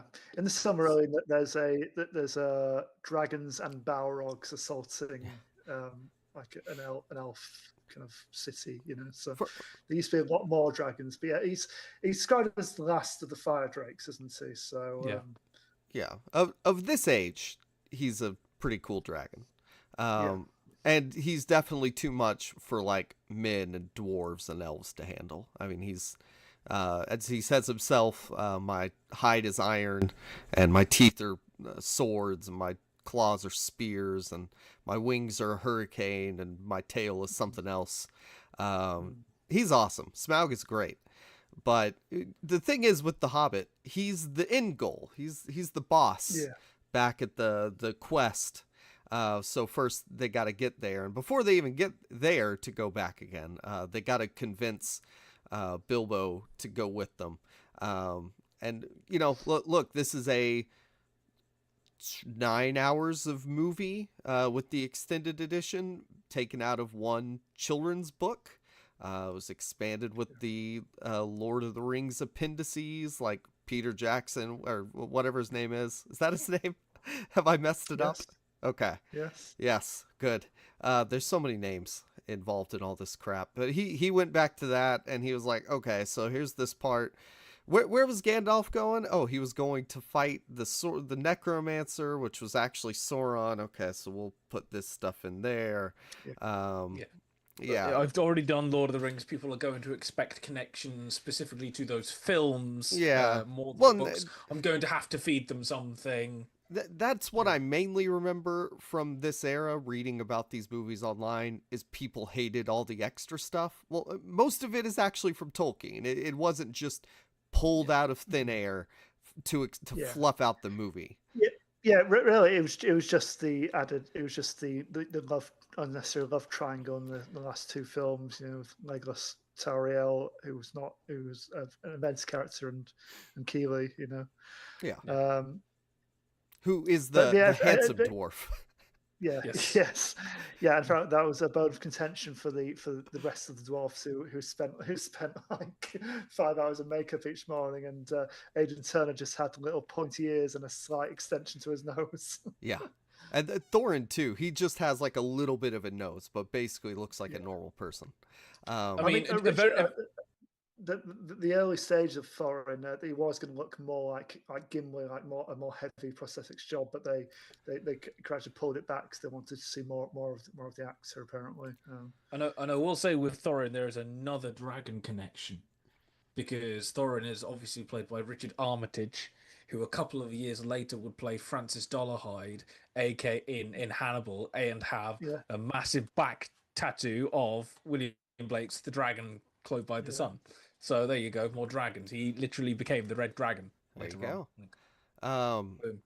The the other thing with like we're saying they wanted to connect back to the film series, but also you're making The Hobbit in a post Lord of the Rings book world. So like if there's ways to connect it back where that's the much bigger series to begin with, like why would you not be doing that? Like I don't understand complaining. You get more movie. Now, the first two movies, the first one's a bit hit or miss, and Sam, you said this in our chat. The second one is very well paced and hits a lot of great points and is easily the best of all of them. Yeah, it's the most watchable, the most exciting. Just I don't have major issues with it. Yeah, the first one feels padded, and the third, it's mostly a battle, and it's quite boring. Yeah.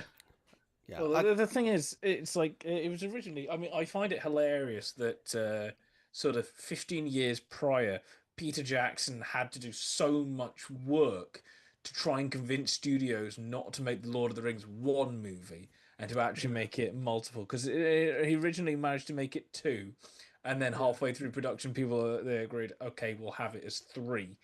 And now for this one, he's trying to do it as two movies so that kind of you've got enough there, but obviously the book was like 350 pages, so you don't want to overbloat it. And then he got forced to make it three films. So, and like halfway through production. I don't think he was forced, Kieran. Yeah, it was shot as two movies. They had to go back and shoot more to make it a third. Yeah. But like it's still like 9 hours worth of movie. So like I don't know, it's absurd. Yeah. If it would be nice, we could say he was thinking of the New Zealand film industry and getting more work for them. Because they literally changed union laws, to get The Hobbit to come to New Zealand because. Originally they were going to go to Europe when they couldn't strike the right deal before shooting started. Well, the other thing with the character of Lord of the Rings, especially the movies, is that it is an epic, and like people watch the extended editions of Lord of the Rings. I don't know people who sit down to watch it and are like, yeah, I'm just gonna watch the theatrical run. No, you watch the long versions because you want to live in this world. Yeah, and all three extended versions of The Hobbit are unnecessary. You watch the Lord of the Rings, you're thinking, you're basically saying every scene, like, why did they cut this out? This is amazing. It's like, I want the extra version. And and then you watch the extended Hobbit saying, well, I can see why they cut this out. I don't know what got added in because I hadn't watched them since they were in theaters. So I bought the extended editions just to have them. I couldn't tell you what they added.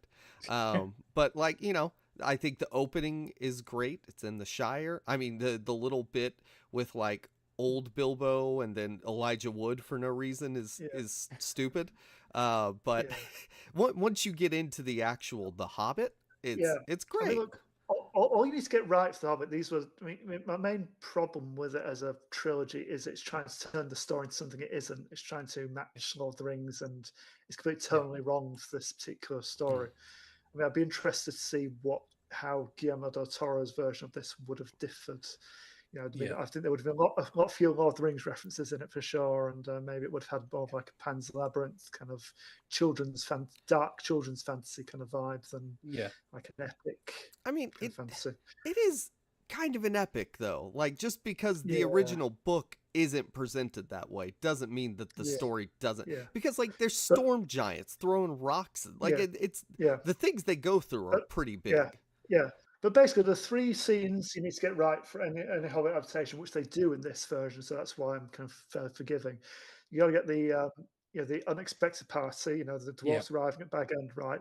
Then you've got to get Riddles in the Dark right. Then you've got to get Smaug right. Those three. Everything else is disposable. I would also say possibly the barrels as well. The barrels are the barrel run is a memorable sequence from the barrel ride is. I mean, it's just a bit much in the movie. Like it's like a video game, but it is entertaining. But they nailed the party. The party's great. I love that opening scene. Yeah. Then they do finally get off after quite a bit of singing. Yeah. That's proper Tolkien there. Yeah, that's true, because they found a way to excise most of the poetry and the songs from Lord of the Rings, but they kept them for it, which was nice. They get a lot of the Goblin King sings several songs and good. R.I.P. Barry Humphries. Let's see. Well, see, the movies are so long, I forget what they do after they get going. I guess that's when they run into the trolls, essentially. The other unnecessary stuff for the first film, especially, although it comes back in the others, but it's most of the first one, is all the orc stuff, basically. It's like the kind of giving you didn't need to give Thorin like a mortal enemy, and this is again like it is from like actual Tolkien stuff. Like Azog the Defiler was a guy who existed. He was dead long before this. Yeah, but so it's not too big of a thing to go, well, actually he's not dead, and then they basically replace all the points where like it was goblins, well now they're orcs, which if you think about it in the context of Lord of the Rings was like not even a thought in Tolkien's mind at this point. Like he probably would have written orcs in there somewhere. I mean, when he wrote the magic ring in this, it was literally just a magic ring that turned you invisible. It was just like a classic fantasy plot device. He didn't have any grander ambitions for it. Yeah, I was going to say, this is the second time we've mentioned items turning people invisible in order to complete tasks in this. But yeah, they have the troll encounter.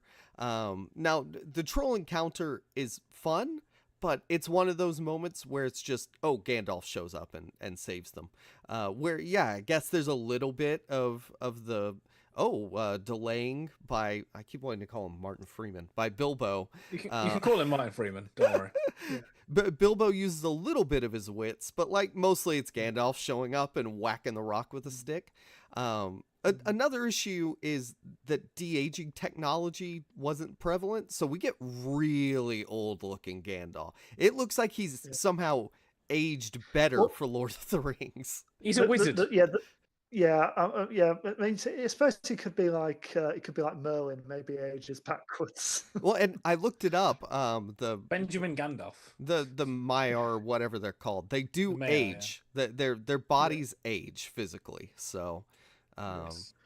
That is a bummer.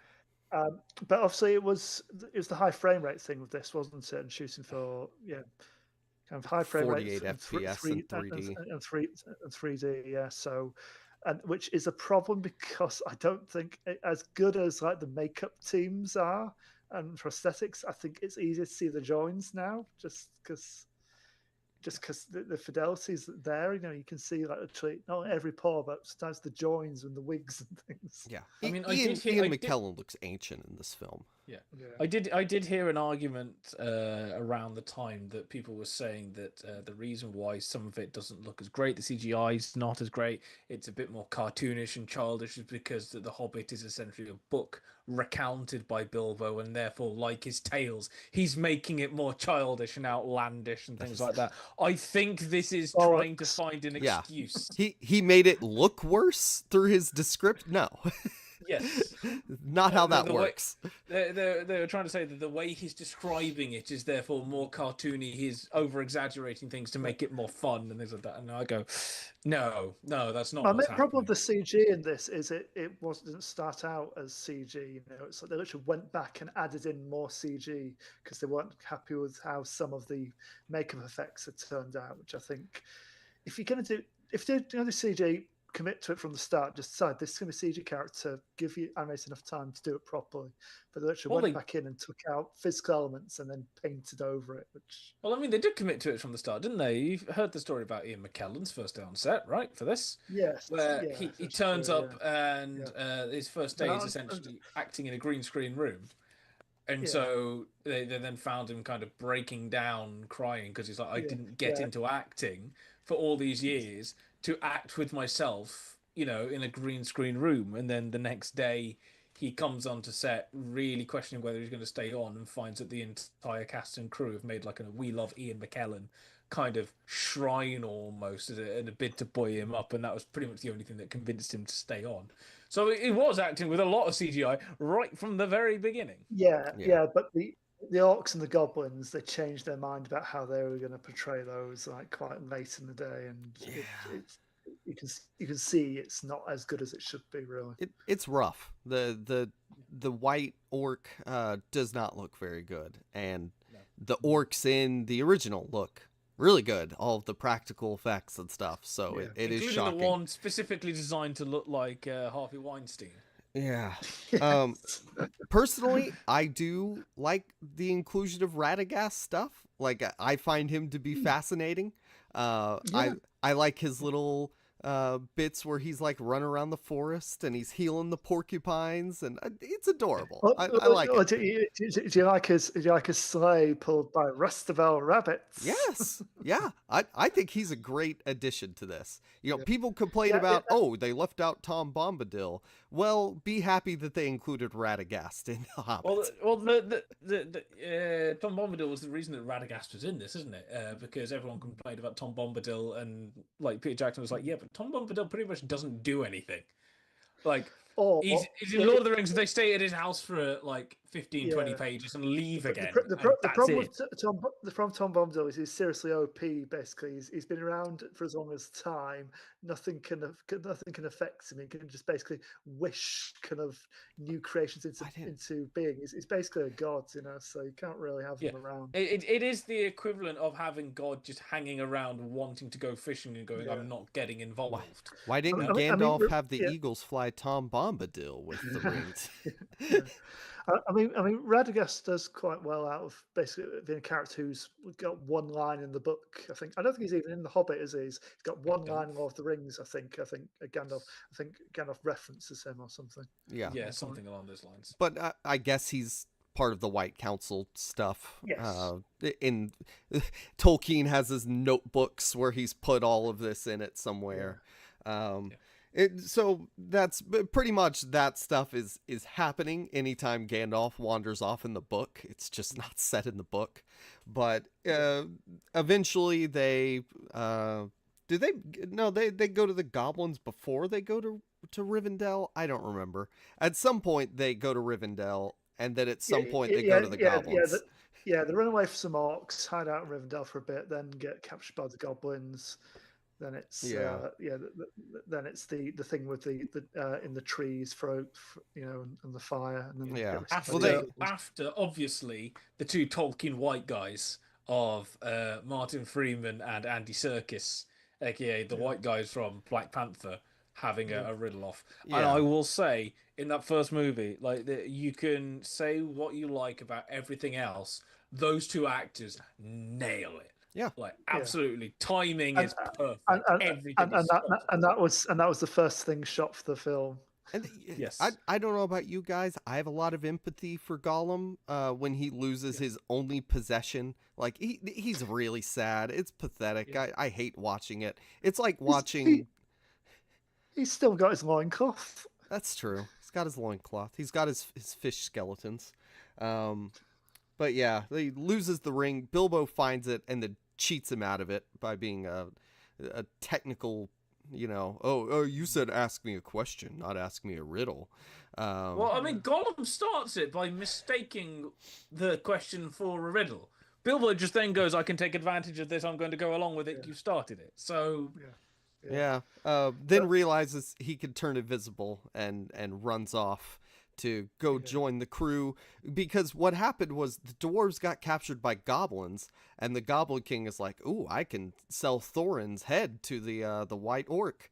So he's gonna do that, but then Gandalf shows up again because that's the only way they can get out of trouble, is that Gandalf arrived. Once again, we are reminded of his line in Fellowship of the Ring of, if you're referring to the incident with the dragon, I was barely involved. He literally saves every single bloody time in the prequels. Yeah. I think we should probably speed up a bit to actually get to Smaug. Yeah. This recount of the events of the Hobbit. Well, so they run out of the burning tree, or they run to the trees, which they catch on fire. Yeah. They fight the orcs. Yeah. They jump on the eagles and fly to the second movie. The beginning of the second movie. At the last shot of the first movie, the things you get a thrush knocking on the mountain because there's been a prophecy, obviously, that involves the mountain for some reason. After 60 years, when was this prophecy made? Who made the prophecy? There's only been 60 years. Some of the people that are left are still alive then. Why is the person who made the prophecy never met? That's what I want to see. I wanted to anyway. Well, Harry Potter's prophecy was in the last 17 years, so. Yes, but we know who made that. It was Professor Trelawney. So that bit's been established. And who made the map and all these things. That's the stuff I want to see. I want to see the mechanics of all the magic stuff. The last shot of the first movie is a little bit of disturbance under this mound of gold and just an eye that blinks. And I'll admit, that's as cool a teaser as you get for a dragon for the next movies you're ever going to get. Simple, it works, it does the trick. And in the beginning of the second movie, they're still running away from orcs. They go to this guy's house, and he's a changeling, whatever they call it, a skin changer. He's a bear dude. I would like to point out Beorn, meaning bear, derivative of the same Beowulf, which also means bear. Dun dun dun. Carry on. So there's a bear dude, and he's like, yeah, you can hang out at my place for a second. And then they leave there. Meanwhile... Oh gosh, Azog goes away because he has to go do black speech stuff with Sauron. He goes to Dol Guldur to have an audience with Sauron. Yes, and also Galadriel and Ian McKellen have brain conversations. That happens a lot. Also, Christopher Lee is present as well. Yes, Christopher Lee is present. I don't think he has to do anything but sit in a chair. Well, he's like 87, 88, 89. Give him a break. And they had to film his scenes at Pinewood because he wasn't traveling to New Zealand again. Also, so at this point, they're figuring out, something's going on with this necromancer fellow. Maybe he's more than meets the eye. And part of the reason they know this is they go to Mirkwood. And golly, if the forest isn't super scary and filled with spiders, well, it's being corrupted by something. What is it? I don't know. But so Gandalf's like, hey guys, I gotta F off. Y'all have fun in the woods. Well, they get super lost in the woods, and then Bilbo climbs up and he's like, oh, where's the sun? Sun's over there. Falls down to the bottom. Boom, spiders. Get them all up. By the way, we do know where the whole spiders things with Tolkien comes from, right? Harry Potter. Because he was born in South Africa? Yeah, no, he got bitten by a spider when he was younger. All right. And apparently that kind of, I think he might have got either ill for it or he was kind of severely kind of traumatized by a massive tarantula biting him. And so although he claimed that this has nothing to do with that, everyone's gone, I think it was in South Africa because his dad was in the armed force, I think, and he was born in a British colony, basically. And Kieran's doing a bit of auteur theory here. Yes. So, well, fortunately, the elves are here to save the day since Gandalf is otherwise occupied. But they're not like the nice kind of refined elves of Rivendell. They're kind of dick elves. Yeah, they're the practical elves who are like, hey, maybe let's don't get involved with this dragon, because that's what we see at the beginning of the prologue of the first movie is that Thranduil, who is Legolas's dad, was like, I'm not taking my buck over there to fight a dragon. So they go see him, and even though Legolas helps with all the stuff. That's why Gimli says, obviously, when he's about to die, never thought I'd die side by side with an elf. Well, and also there's that point where one of the dwarves goes, oh, who's this ugly fellow? That's my son Gimli. Yes. What was this? Some ogre spawn? What is this? My dice in the mirror of the no. Anyway, so once again the dwarves are captured, but fortunately Bilbo rescues them this time with his magic ring. He puts them into barrels, and they go rolling away. down the river. It helps. It helps that the elf guards are blind drunk on wine, doesn't it? Yes, that is helpful. Um, they drank all of those wine barrels, so they jump inside, roll them down the river, and then wouldn't you know it, the orcs are attacking. So there's the giant fight sequence where they're tossing each other weapons, and Bomber, the big fat one, is like bouncing around and rolling over them. It's like watching Mario Kart on like Twitch or something like that, but. Anyway, I was going to say it's not good, but it's vaguely amusing at least. Oh, yeah, it's a fun scene. I do smile watching it. It's very entertaining, like no doubt. But when I'm sure when you're reading it in the book, you don't picture it looking as video gamey as it does. Well, unfortunately, Keely is wounded with some kind of like I don't know magic Mordor stuff. So like, I'm not sure if it's like a leg infection or some kind of like soul wound. I don't know, but he's dying from a leg shot. I think it's like a poison arrow or something. And so they're basically doing the Bilbo, sorry, the Frodo being stabbed by the Morgan Blade thing again, but with an arrow. Yes. There you go. It's got the elvish medicine that mends him. Yeah, they take the barrels. Where does he get stabbed, by the way? He gets shot with an arrow by an orc. Yeah, where? In the leg, the calf. Okay, so like on the river, because like there's a thing blocking the way. When he's trying to open the gates, to. I couldn't. Again, I haven't seen this film in years. I couldn't remember where he's getting shot. I was making sure he wasn't getting shot in the same place that Siegfried was. I'm seeing how many connections I can draw to that film. Anyway, carry on. Well, fortunately, the barrels run into Bard the Bargeman at this point. I guess he's not the bowman yet. And he is not in great standing back in Lake Town. Always nice to have Welsh accent representation, isn't it, Kieran? Yep. Yes. I've forgotten who it is. Is it Luke Evans? Luke Evans gets to use his real accent. Yeah, it's Dracula, isn't it? Yeah. Yeah. Oh, and also I forgot to say, Gandalf and Radagast investigate the tombs of the Nazgul and find nobody cares. Bum bum bum.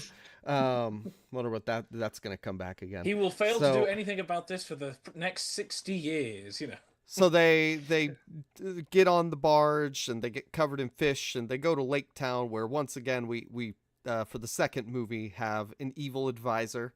To Stephen Fry, the master of Lake Town, who's the evil, greedy Donald Trump character of Lake Town, who doesn't care about the poor and is a cartoon villain who makes his minion throw his poop out the window and gets covered in it. Is it somebody Gage? Luke Gage? I don't know. Gage. So there's a lot of there's a lot of he sneaking around Lake Town. Because they have to get to Erebor, which is like, it's right over there. Right there, guys. Lake Town was built because Dale got attacked by Smaug and burned up. That was the human place, so they built Lake Town. And poor Bard, his family used to rule Dale, but now he's a bargeman. And so there's this big... He's basically Aragorn again. He's a prince masquerading as a pauper, basically. Yeah. Not ready to accept his destiny yet. Very small time. Okay, good-looking, rugged, long hair. Have to kind of fill the category in, Yeah, small-time Aragorn. So some of the dwarves are going to go to Erebor, which is the Lonely Mountain, and some of them are going to stay back in Lake Town because Keely's leg is hurt. And they're always just sneaking around everywhere. But basically, the ones who can't fight stay behind. So the old deaf one, James Nesbitt, and oh, and there's also the part where they go to the master of Lake Town, and Thorin's like, "Hey, I'll give you a bunch of gold if you'll let me go to Erebor," and he's like, "Cool, sounds good to me." And so off they go. They finally are at the point where the quest is supposed to be over, and they go, oh no, the last light is going to show us the keyhole so we can put in this key, but gosh, the sun has gone down. But thankfully Bilbo hangs around and he sees the keyhole in the moonlight, so then he goes in, and finally the light is the moon. We are at the dragon. We are 6 hours in to this. Not quite, we're 5 hours in this. Can I just say this is obviously the second or first chronologically time that a Baggins has found a hole in a wall to a dwarvish kind of stronghold that Gandalf is not able to work out. Yeah. You'd think by the time he gets to the Mines of Moria, he'd gone, hang on, I remember this. Frodo, you have a go at this. See what you can do. No. Yeah, well, Gandalf is at least at Dol Guldur this time, so he can't even bother. Yeah, he didn't actually witness this one, yeah. I can't remember. Well, they're like, okay, Bilbo, go do your not wearing shoes, sneaky foot thing. Smaug doesn't know how you smell. And yeah, this is the great, awesome talking to Bilbo and Smaug scene. So he does get in there. He finds a cup.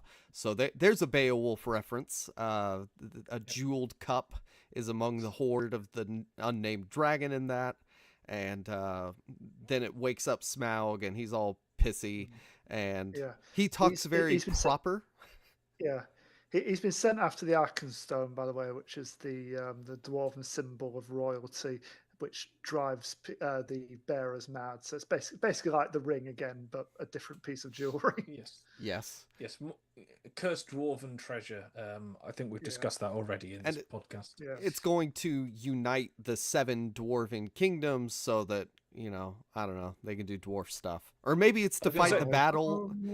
Yeah, these 7 dwarven kingdoms we've literally only just discovered about in the past sort of half an hour or so, Oh, and also, back at Dol Guldur, they do find Thorin's father, Thrain, and he picks up his hand. He's like, the ring is gone. So... So that was just an extended version. So they had Thrain's the extended version. They cut around him in the theatrical release. Oh, well, there you go. That's why I didn't remember any of that. But I didn't remember most of this. And there's the great conversation where Bilbo's like, oh, yeah, here's all my cool nicknames. I'm Barrel Rider and Web Slasher and whatever other... Burglar Hobbit. Yeah, quaint little sounding but cool names that he makes up for himself on the spot. Because Smaug also talks to these like proper grandiose terms. I mean, Cumberbatch, what a voice for Smaug! It's perfect. It really is. It is nice to see. Even when was this? 2013. So they would have done some of Sherlock at this point. I was going to say it's nice to see Dr. Watson having a go at Sherlock to try and trick him rather than the other way around. And once. Have you ever seen the mocap footage of Cumberbatch? Yeah, him on the floor doing that. Yeah, like crawling around on all fours. That's what I was gonna say. Is he inspired like how they actually were going to do? Because in the first movie, Smaug's there for like a second. It's bits and pieces at the very beginning. But he kind of gets to make the character his own in this one in terms of the voice, the physical movements that he did. And so it takes this like 2-legged, wing-handed dragon into, he's using those hands to crawl around and grab stuff. And Smaug is huge. He looks great. The main part that doesn't look good in this portion is there's going to be like molten lava or iron or something. It looks terrible. It looks like a 90s movie level CGI. Because they forge like a big gold statue to kind of lure Smaug out, and then it collapses on him, and the point where it kind of starts to ripple and then kind of collapse, it just it looks it's like T2 effects, which were kind of great at the time, but really as kind of molten metal effects not moved on from like the early 90s. No, not great. And considering this is being done by, it's Weta, isn't it? Is it Weta or Wingnut? Like one of the biggest and best visual effects companies on the planet. You do kind of go. There must have been some behind the scenes stuff which didn't give them the time to do it properly, because there's something wrong here. It may not be. It may just be that they all decided, yes, this looks great, and everyone else decided it looks bad. I think screams of there's stuff going on behind the scenes. And it's dwarfs kind of running around Erebor is the one kind of bit of scene that I think you see some of the CG drawings. stuff where you could very much tell when it goes from like a physical actor jumping in the air to a digital double, or like if like, or if it's like against like a physical set or against green screen, it does kind of pop out. It's not the best. There's a very long, like I said, this comes 5 hours into the 6 hours of movie through the first two. So there's a really extended sequence with Smaug. Like the talking and the running around and the covering it with gold. And I will say all this is invented for the movie, because as far as I can remember from the book, this isn't in it. From what I remember, I think I've read the book I read when I was like 9. And I seem to remember him kind of Bilbo going in, the dragon essentially waking up, going, "Oh, you're here. I'm going to fly off and try and kill people," and then getting killed. Yeah. The dwarves literally just go, "Oh, dragon." Well, Thank you for clearing that. What's involved? Yeah. Yeah, so all this stuff has had to be invented. And again, if you're doing it at the end of the second film, because it was obviously moved from being 2 films to 3, you're going to have a big action set piece. And I wonder if that kind of shifting was part of it. I wonder how much of that sequence, if it wasn't originally intended to be the final sequence of a film and was actually meant to be sort of midway 2/3 in the second film, how much of that was actually extended as a result of them splitting it then into 3 films? I don't think much of it was. I'm sure this was all like in that second movie. Once, to make it long, make it epic, put in big fighty action scenes. The other thing, Bilbo obviously sees that there's a little mark in the scale from the first time that Smaug was out. He did get hit with a black arrow by, I don't know, the granddad or whatever of Bard. And so in the book, a bird like goes and tells, like he tells a bird, is that what it is? The bird goes and tells Bard, or something like that. But in the movie, Bard just kind of, it's common knowledge amongst the people that Smaug did get hit. And that's kind of like legend around him. That's the Smaug lore. So he breaks out and flies towards the town at the end of the second movie, saying like, I am become death or something like that. And then the third movie starts and it's pretty much picking up the end of the second movie, except on the human side.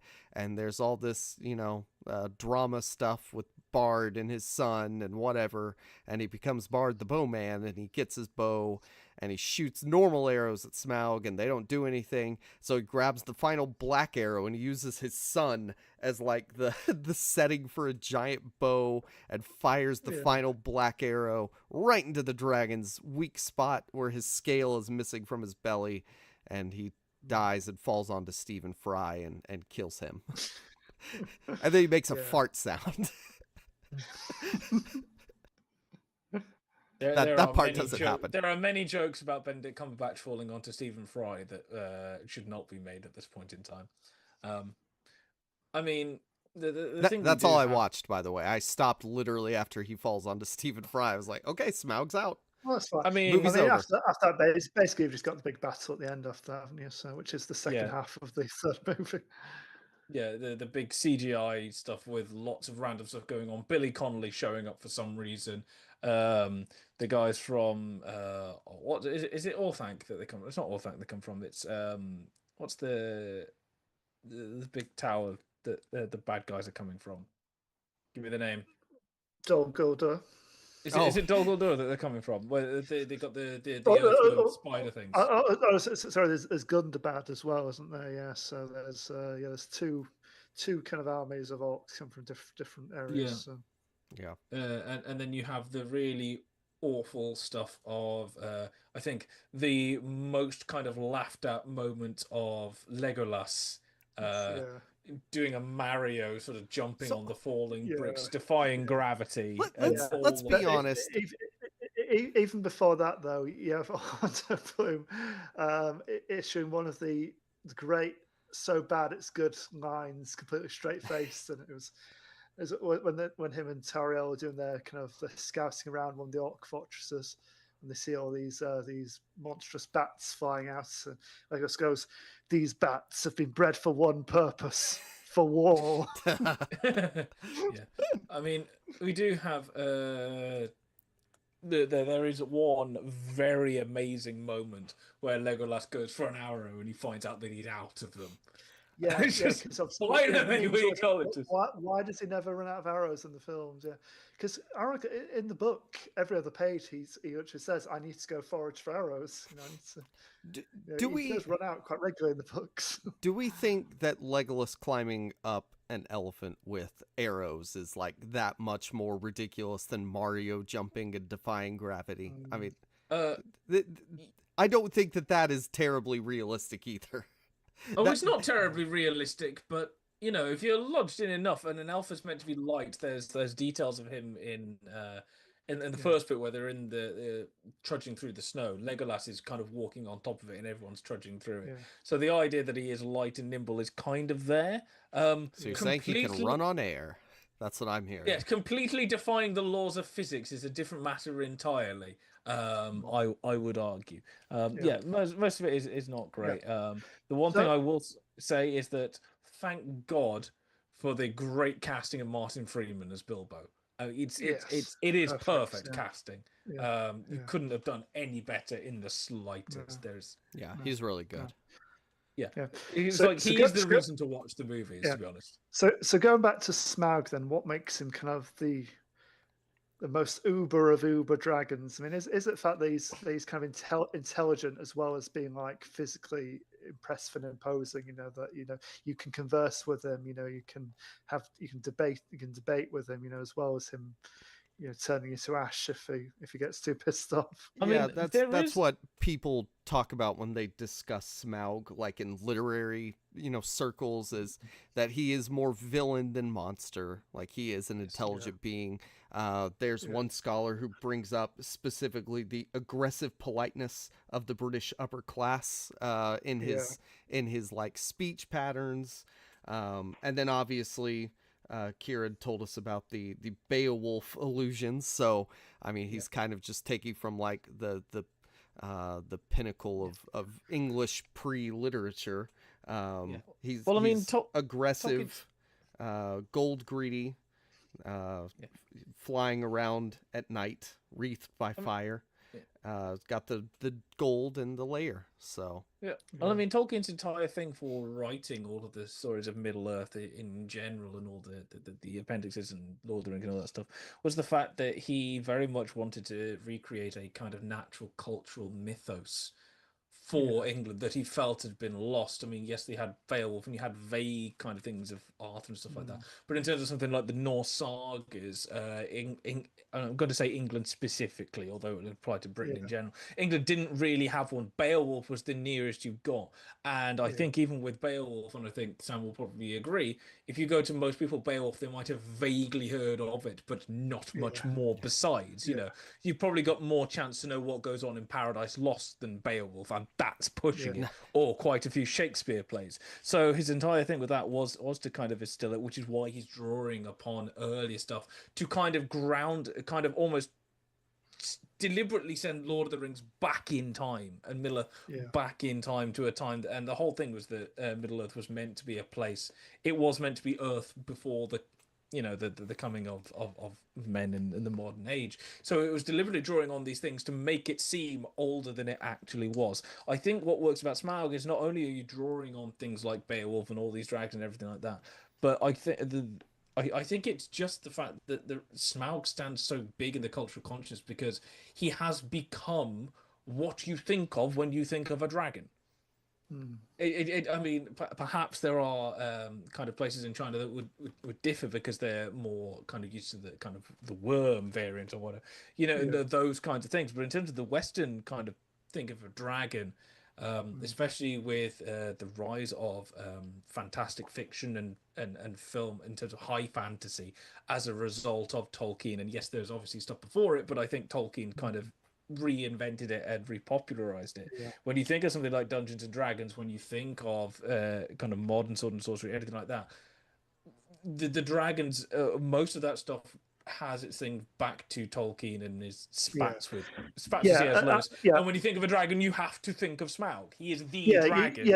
You wouldn't have all the dragons in in Game of Thrones, without Smaug, definitely not. Yeah. You wouldn't have Dungeons and Dragons without Smaug. The idea of you would not have Aragon, you would not have Rain of Fire. I don't think all of these things kind of go back and you trace it back. And although Smaug had its literary progenitors, it is the success of Lord of the Rings and The Hobbit and Tolkien's writing in general that means that when you think of a dragon, you go back to that is the image, whether you like it or not. In the same way that Dracula for a vampire, or Sherlock Holmes for or James Bond, when you think of it, you subconsciously compare to Smaug in terms of a dragon. Yeah, in terms of like the visualization of dragons, it Yes. maybe something like Sleeping Beauty, like maybe up there, but yeah, in terms of their character, like the intelligence especially, like looking at the in How to Train Your Dragon, they're more like animals, and then the other movie, it's just like a puppet.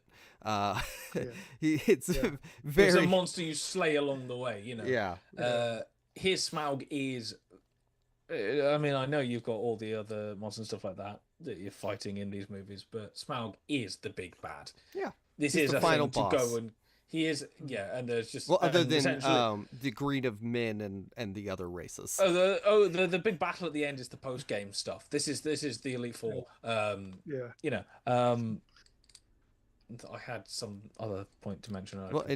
In 2012, Smaug's wealth was estimated to be $61 billion by Forbes. So yeah, this is the point I was going to raise. Somebody estimated it, and when they estimated it, he was the 18th richest person on the world. Yeah. So it's like, this is sort of 13, 14 years ago, a massive fire-breathing, gold-hoarding dragon under a mountain. There are still 17 people on the planet richer than him. It's just slightly bewildering. I want to see like how they valued the Arkenstone, because there's a lot of sentimental value there. I don't know how much actual financial value. I was going to say, now that exchange rates have changed, how would that work? Yeah. Yeah. And also, it's interesting, you talk about Tolkien trying to create an English character mytho or British. I'm not sure if it was one or both, but it would be funny if like Nigel Farage were smart enough to weaponize it as propaganda the same way that Hitler did with German folk tales. I wouldn't put it past him. No. Well, I mean, there were tales of Smaug was the good guy. There were tales of kind of the various Islamist extremist groups using essentially Star Wars and pitching themselves as the rebels, fighting against the evil empire of Western capitalism and using that as propaganda. So there's a certain thing where you can take pretty much... That's what George Lucas meant by it, I'm pretty sure. Well, that's why at the end of A New Hope, it's based off Triumph of the Will, because the Western is the evil empire. Obviously, no. There is a point where you take any film, and if you pitch it in the right light, you can use it as propaganda, I think. There are propaganda films that are designed to do that, but there are other films where, depending on where you pitch it, you can do it for anything, really. Yeah. So that's the first 2/3 of The Hobbit, and part of the third one. I'm not going to watch it for a while. Maybe at some point I'll finish that final 3 hours. Yeah. And I think that's our Dragons discussion, I think, brought to a nice, neat close, really, because I think we've covered quite a bit there. Yes, we did. So that's it for Dragons. We'll be back next week with something else. Until then, guys, where can people find you? You can find me at SSP Thinks Film and at the Second Cut Pod Substack. Nothing new from me this week, but I am in progress of writing my How to Train a Dragon remake review. Hoping to have it up some point tomorrow, so look out for that. Yep. And hopefully and also, and sorry, I've just remembered. If you ever want more thoughts on my How to Train a Dragon, I did review all 3 of them back on my own blog. So sspthinksfilm.com. Just search for How to Train a Dragon there, and you can find my 3 reviews. Yep. Hopefully you don't find me anywhere, especially because I'm moving house on Saturday. So hopefully you really don't find me anywhere. If you do, I'm KJudgmental in various places. I've got my review of Ballerina, the new John Wick film, up on the Substack. If I manage to get to places in the next week or so to see anything, I may do, because at the very least I'd like to go see Clown in a Cornfield just for the lols. Something like that, maybe. And then depending on when it comes out, May. When does 28 Years Later come out? Next Thursday, That's Friday, next something like week. that. That's next week. Yeah. Yeah. That's in So- June, not May. Maybe not. Yeah, stuff. Ballerina, John Wick. Yes. You could find me at Jacob Film Guy. I wrote a review of Dragon World on the Film Magazine, so you could go read Ooh. that. It's the 1994 dragon movie for Yeah. kids. You also wrote one review written for the Substack so far is Snow White, and that's gone up on Disney Plus this week. So There you go. why not go read that again?